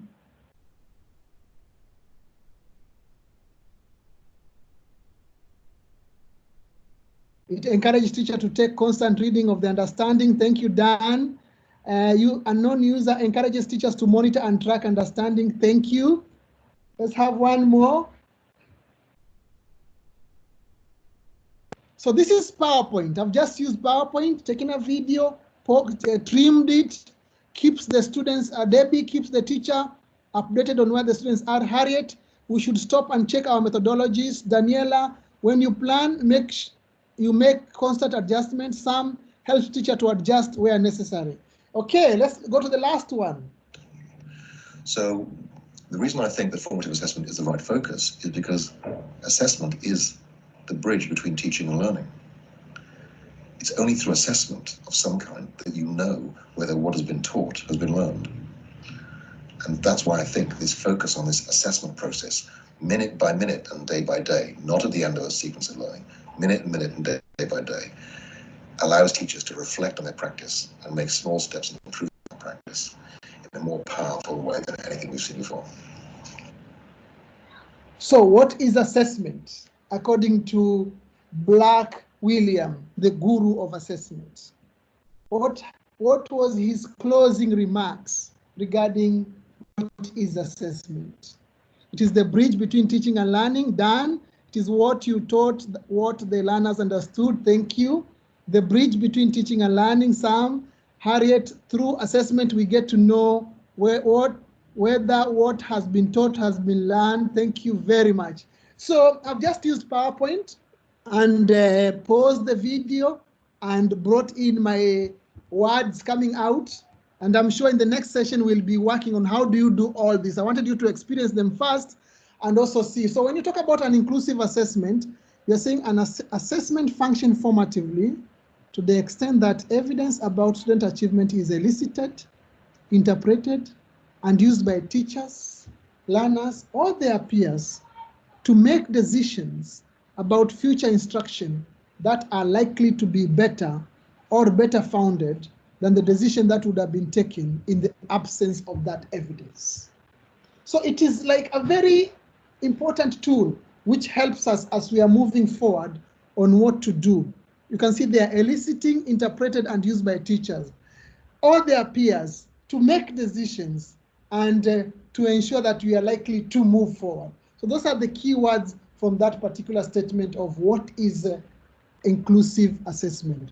So there are principles of assessment: validity, reliability, the perspective, collaborative approach, evidence-based practice, process than product. So you focus on the process than the product.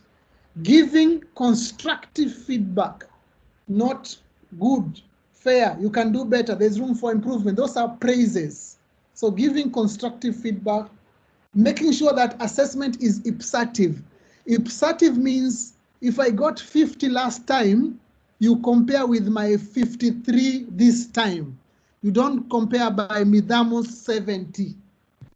You compare my results now with my previous results, not me with Midamo. So it should be ipsative about the students and then reflective practice should be done, and then management, and then inclusive.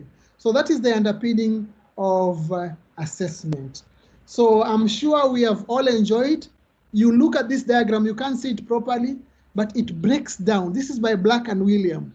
It breaks down all elements of assessment, and it gives a detailed expression of what assessment is all about, from effective learning, students learning, classroom practice, professional skill, all the way. It's like a mirror which every teacher should be having in their office to keep at looking at these principles when they are working.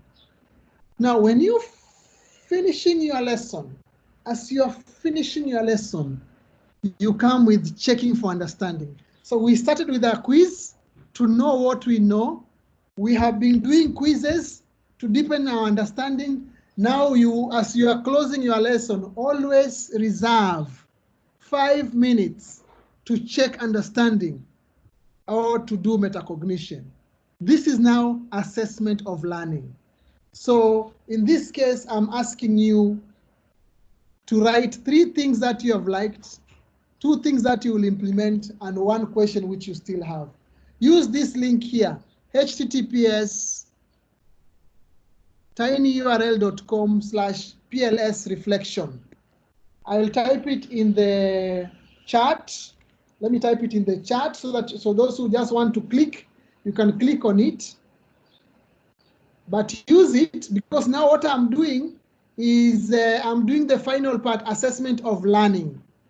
So tinyurl.com/PLS reflection.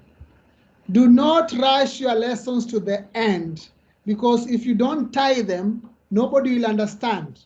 So always make sure that when you reach that particular point, you leave some minutes. Like now, I've left some minutes.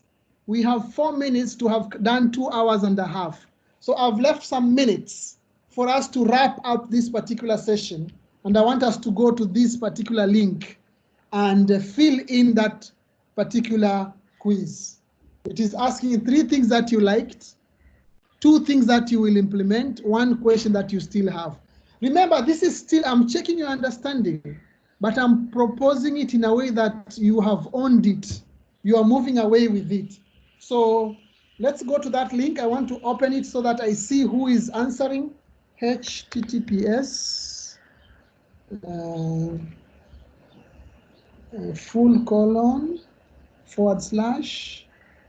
:/tiny url.com/PLS reflection. I see what comes in. So this is the questions which you will get from your site, and I wait to see how you're going to answer them. So I'll give you some 5 minutes. Please answer so that I'll share. I want to sign up as the one who created so that I can see and share with you what I'm seeing as a teacher. MS Forms, go to Forms. So I'll go to my forms. My form is, have so many. PLS reflection. So please answer that, then I'll see what you have done.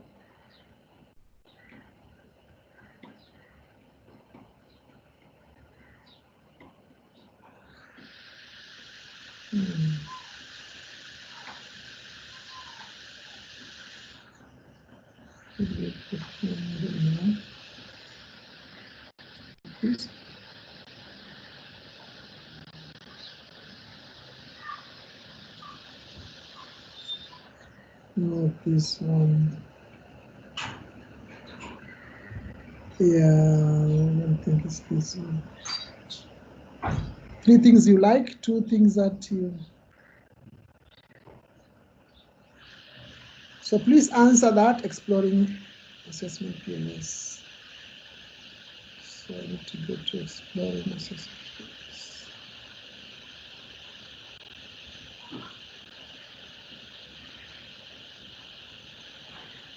Yeah, exploring assessment PLS. I need to remove the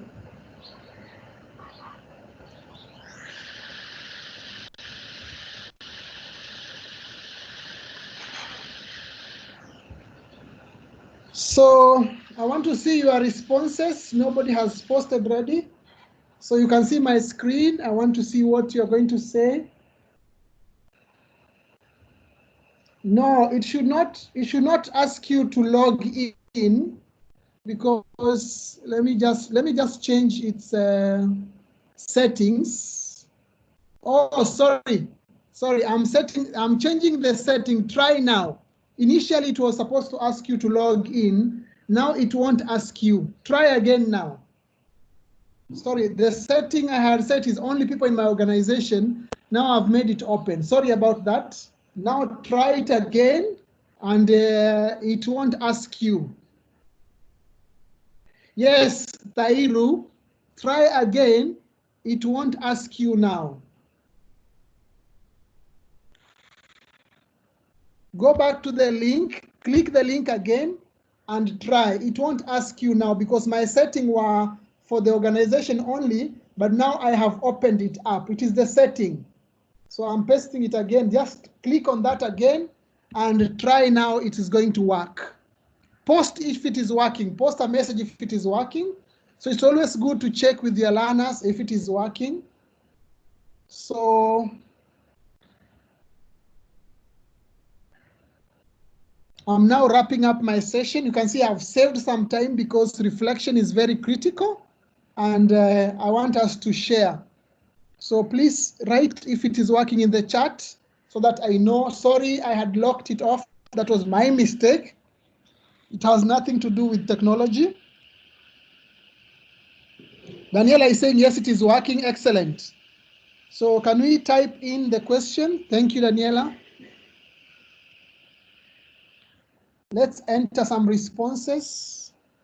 Thank you, Dan. It's working. So you can see I just changed a button and now it's working. So always check with your learners if things are going on the way you are doing, because here you don't know what they're experiencing.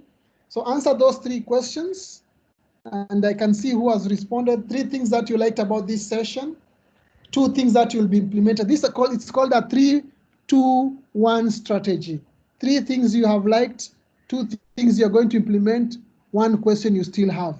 So when you do a 3-2-1 strategy, it's a reflection strategy. There are over 126 ways of doing reflection, which you can Google and find out 1 ways of checking understanding, and you'll get over 126 ways, which I can also share here. So I'm looking at the responses. Nobody has responded yet. I'm sure people are typing in. Give time for reflection. It is not a waste of time, because what is happening now, you are wrapping up your thought process. You are thinking through the lesson. You are identifying the gems which you went through. You are closing, because if you don't close, then your brain will not take whatever you have learned to short-term memory. It will stay in the short-term memory. But now what you are doing now, you are pushing it to LTM, to long-term memory. So I can see 1 response, which you can all see there. So we are waiting for more. 2 responses, thank you. They are all coming. And I can view my results here. And I can see this is per person, or I can change and do per question. So I can see how everybody is answering. I can view results. So let's give some few minutes. 3 people have responded. I can see, yeah, use of Flipgrid and recording to PowerPoint. People will use it. Formative assessment. Okay. Yeah, that is excellent.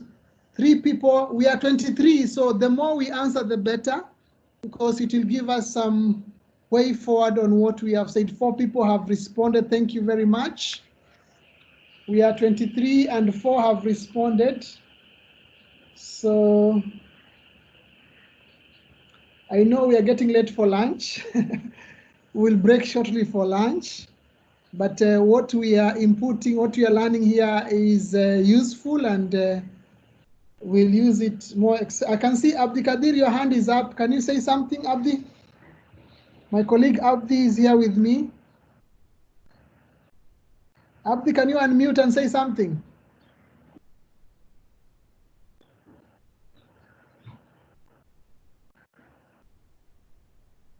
Abdi, unmute and say something as we are collecting the responses. 4 people have answered. I expect 20. We are 23. I expect 20. Midamo, I can see you. Finish the questions, please. Harriet, I can see you. Have you finished the questions? Daniela, have you finished the question? Not yet. You're finishing, that's good. Now, as you are reflecting, what is happening to your brain is you're sorting things up and they are going to the long-term memory. And what you're doing is what we call sustainability. You are locking the learning experience, and in a way that you don't have to remember, because it's now being taken. You are making nodes in your brain, a pathway to access that particular information. So it will be easy for you to get the information, and you won't forget what we are learning now. So Harriet is saying she has submitted hers. Okay, thank you, Harriet. Okay. Let me check how many people have submitted. 4 people still. I'm waiting for more. This is a very, very important activity. So Dan is saying he has submitted. We're still at 4. Oh, maybe I need to refresh, because I'm seeing 4 only. Oh, 8 now. Excellent. 8 have submitted. So we have 12 more to go. Please submit. Sam has submitted. Thank you. Daniela has submitted. Thank you very much. You are not submitting to me, but you are reflecting on your learning experience. So this is not for the teacher. It is yours. It is yours. Unknown has submitted. Thank you very much. I'm waiting at least we reach 12. Let me refresh and see. 8 people have submitted so far. And you can see, as a teacher, I can come here and I can see. I can see what you have done. I can click view results. I can see what everybody has done, how much time you completed, and how much time you took. Somebody took 3 minutes, somebody 4 minutes, somebody 3 minutes. So I can see the average is 4 minutes. So it can help me, though, so that in the next lesson, I can know how much time to leave so that my learners can be able to do this. You can also finish your lesson, but let the learners do this after they have done it on their own, so they can do it after the lesson. So since I have 8, let me see if there are 10 so that I can continue back. There are 9 now. Let me refresh. There are 10 now. So please finish this, because I can open it even in Excel, and in the Excel it will give me.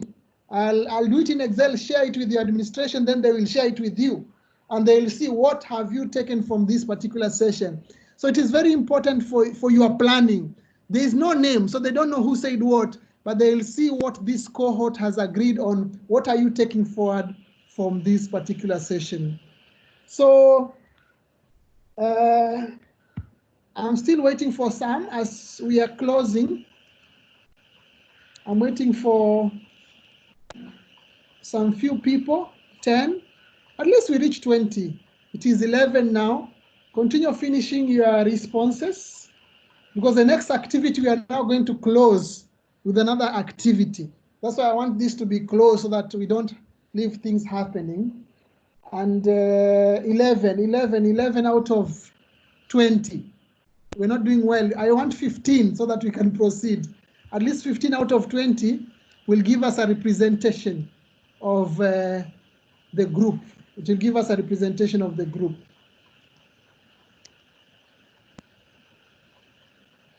Let me refresh and see how many. We are still at 11. Please complete. Complete. 12 now. 3 more. 3 more and we proceed. Dixon, thank you. Daniela, thank you. Sam, thank you. Dan, thank you. Harriet, thank you. 3 more and we reach 75% threshold, which is a representative sample of this cohort. Because 12 out of 20, we are still not up. We're around 65%. We need to push on so that we reach a good threshold, which is a representative sample. So let me refresh and see. We're still at 12. The few, please, let's finish.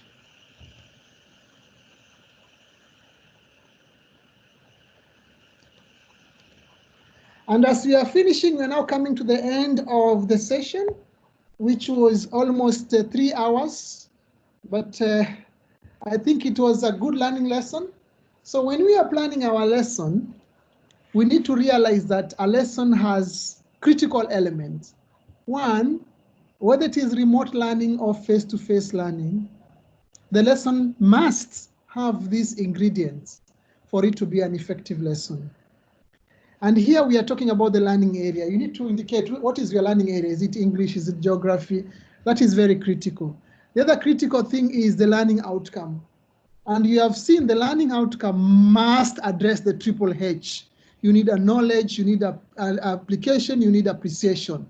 So you need the affective domain, you need the behavioral domain, you need the conceptual domain.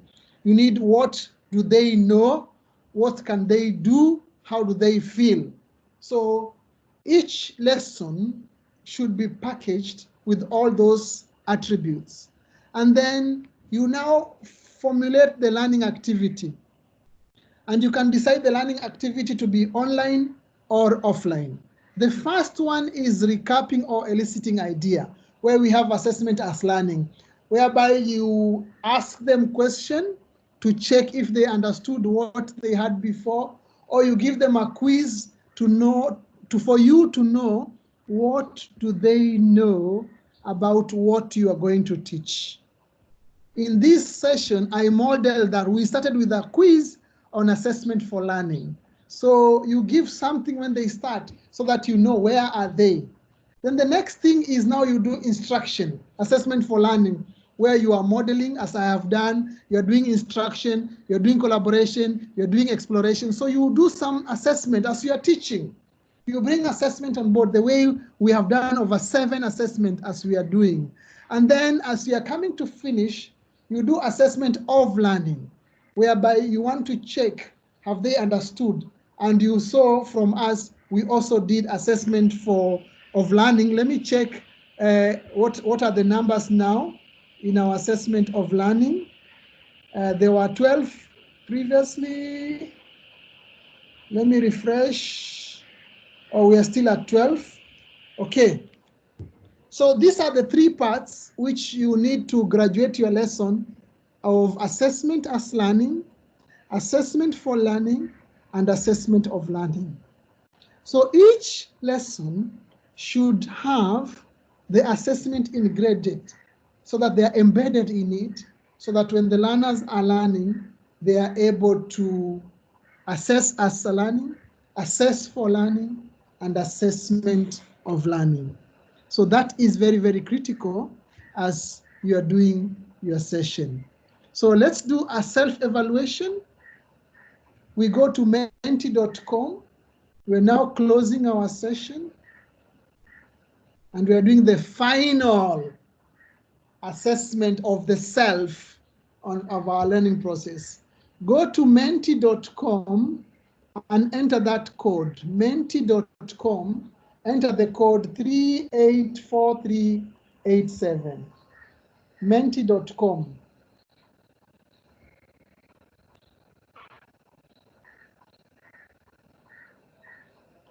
Menti.com. Just enter menti.com. It will ask you for a code. The code is 384387.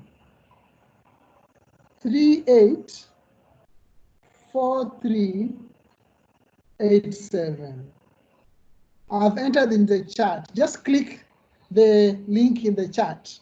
You go to menti.com and you enter the code. This is the last activity. So we are finishing our session, our 3-hour session. This is the last activity. So please relax. Do not worry. Bear with us. I can see Dan, you are stretching. Yeah, bear with us. I know it has been a long session, 3 hours, but it was interactive. So it was meant to make us enjoy, and we didn't even realize how the 3 hours have gone through. So let's go to menti.com. I want to see how many people have joined menti.com and answer those questions. Menti.com. Nobody has joined yet because I should see a number here, or I need to refresh, I'm not sure.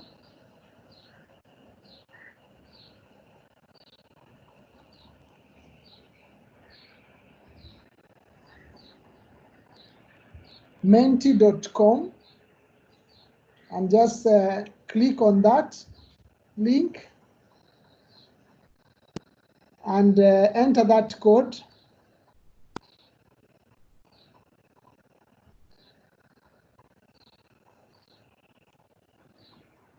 Okay, we can see one person has said use of different assessment tool. Thank you. So let's see as many people as possible. Type in, what are you taking away from this supermarket of ours? What is it that you're taking away? We're now doing the overall. So one person has joined and they have submitted that question. We're waiting for others so that we finish.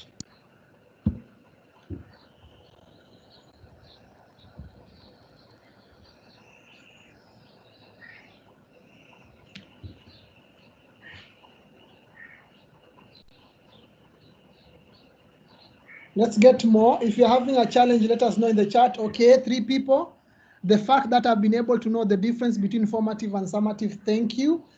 Understanding of different types of assessment.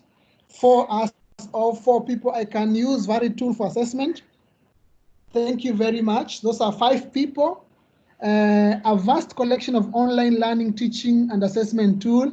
I have learned a lot in terms of how to make my remote super with maximum learner participation as opposed to lecture method, as well as a variety of assessment. Have been challenged to review my approach of assessment. Thank you very much. Those are 8 people. Let's get to 15 and above. We are 20 here, and we are not being asked an exam. We are asked about our own takeaways. So we have 8 people who have answered.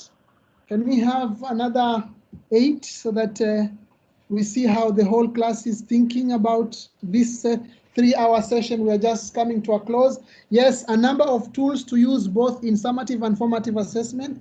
Thank you very much. We are 9 people. So at least we get 8 more. 8 more on Menti. So that I go to the next question. There are 3 questions in Menti. We are going to answer, then we close the session, whereby in the last slide, I'll give you links where you'll get over 100 ways you can do on assessment. You can't exhaust them. Even myself, I've just done around 50. So there are more 50 I need to learn on how to use. So we have 9 people. And we need to proceed, please. 10, that's good. Somebody here, I have been challenged to review how to incorporate different tools in remote learning.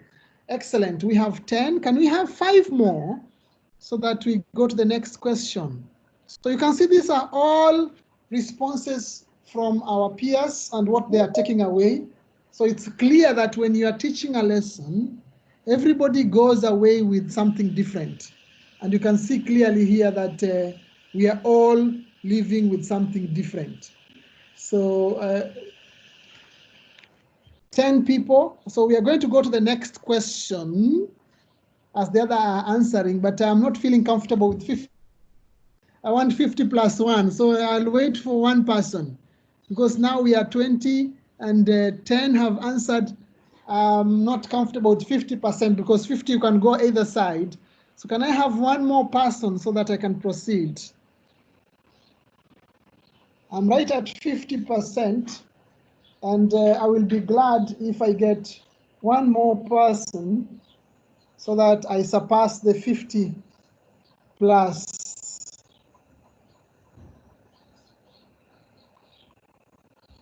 We're waiting for one person so that we can have, yes, we now have 11 out of 20, which is 55%, not bad. Although I would have preferred 75%, which is a theoretical threshold. Okay, the next question we're supposed to answer here.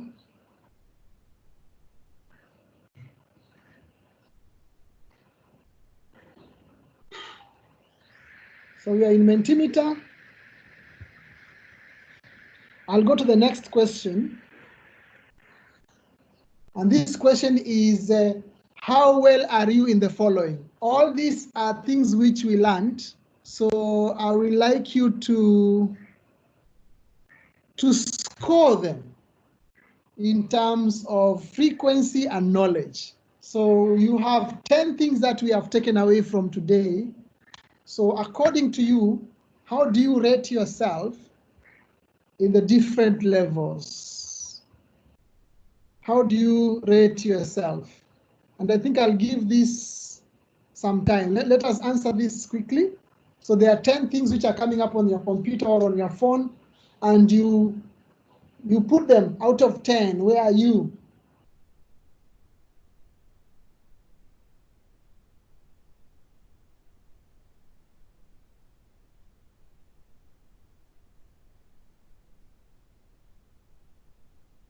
Give some time. Where are you on all this? So we'll wait for at least 10 people to answer. So 11.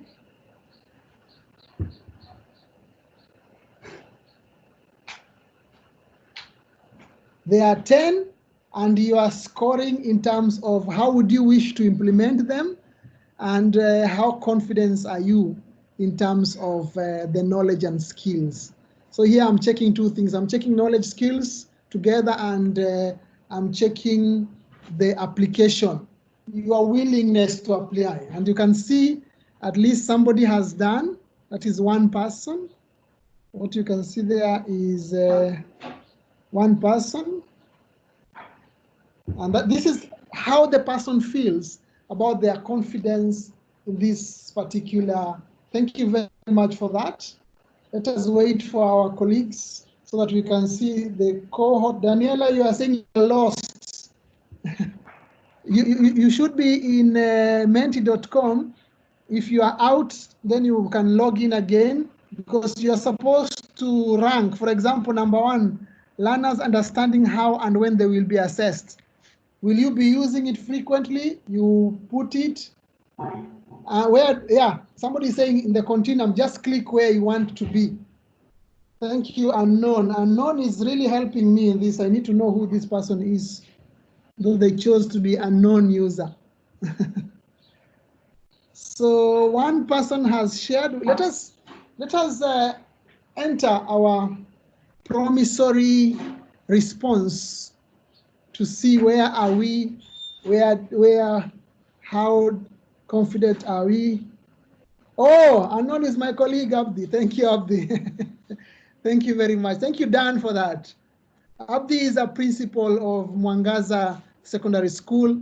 He's my fellow facilitator. We work with him under LUA, Lua is Learning Unpacked Applied, a consultancy on teaching and learning.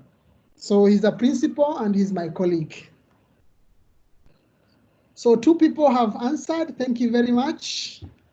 We are waiting for other people to answer.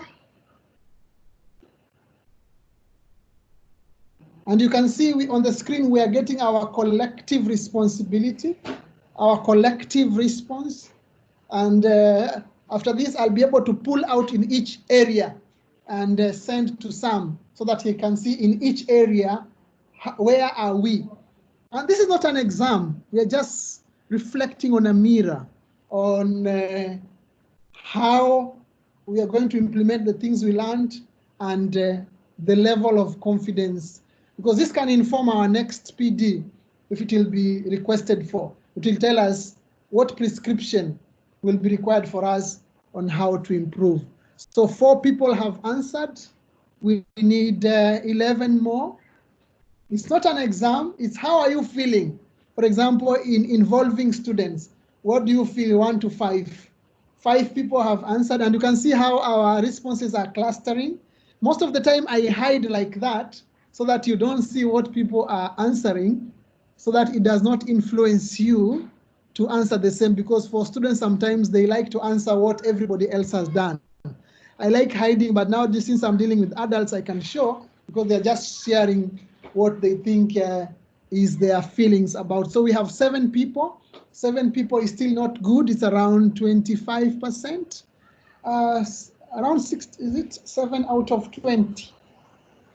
We are not doing yet well. Yeah, 35%. So 9 people have answered, still not good. We are still at 45%.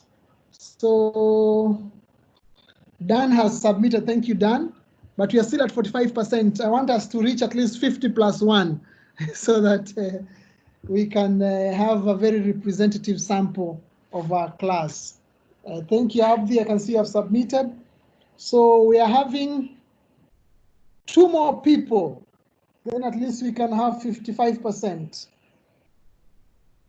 2 more people. 2 more people. Just finish, and submit.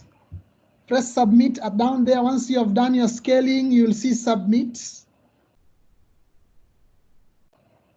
This is very important for the facilitator too, to know how the session went and what is being taken up.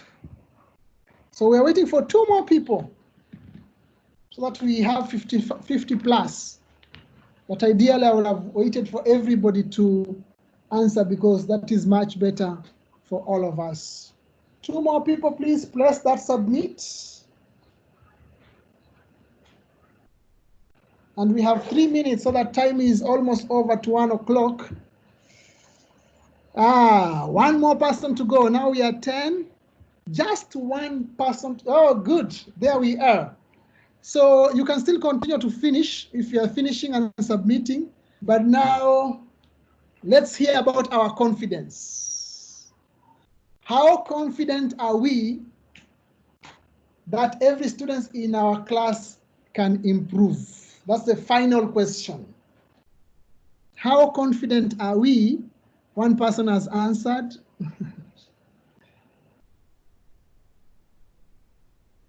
Okay, let me hide, then I'll show once everybody. How confident are we that every student in our class can improve?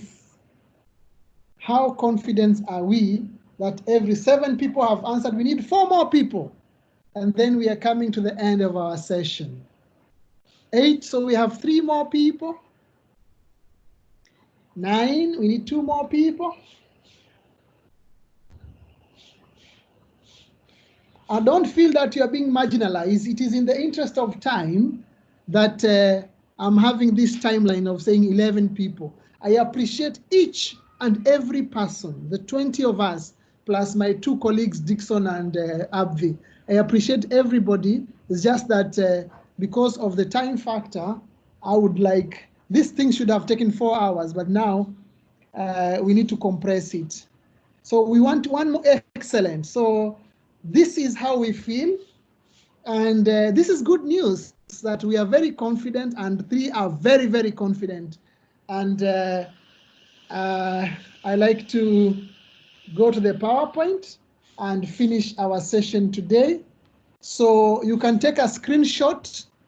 Here you have 3 resources. One is a recording. You will see the mistakes which you need to avoid. The other one is 26 tools. Most of them are free. And the other one is 75. So you can see you have a choice of over 111, is it 101? A choice whereby you can select and apply and appreciate and see what you can use. So ladies and gentlemen, it is 3 hours now since we started. I like to thank you for your time. I appreciate, and I leave you with a quote. We are on the verge of a radical change in thinking and practice regarding assessment in school education. The whole of this session will be shared in the recording. You can go listen, pause, rewind, forward, and revise what we have learned today. My name is Maina Wagioko. I have my 2 colleagues here, a teacher and a principal. I'd like them just to say hi so that we close. Abdi, can you say something, Principal Abdi? Principal Abdi? Yes, I don't know if it can be seen. Yes, we can hear you and we can see you. Thank you very much. I was engaging while on the road. Okay, My thank name you is for Ali engaging. Kadir. I am a learning teacher also from Samburu, a place called Maralal. I've enjoyed the sessions. Thank you very much. Thank you, Abdi. Can we have Dixon say something so that we close? Dixon Karanja is a Microsoft educator. Yeah, can you hear me? Yes, we can hear you, Dixon, and thank you for joining. Yeah, thank you for that session. It was very informative, and we hope we are going to implement what we have learned today. Thank you so much. Thank you, Dixon. Over to Sam now. Sam, now you can close the session.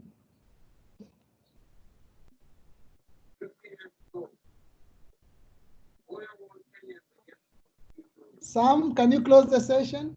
You are muted. Can you unmute yourself first, Sam?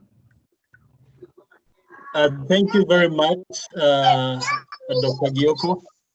It was a very informative session.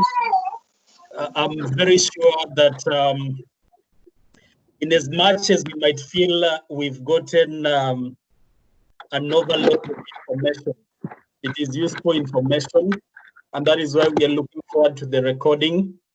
We shall review and we shall implement because there are so many positives to take out of the presentation, which will make our teaching more effective, which will definitely result in better learning for our students.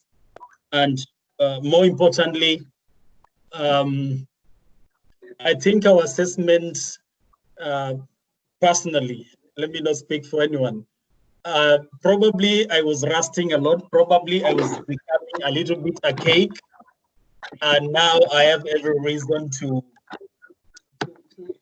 become a little bit more creative in my approach to assessment.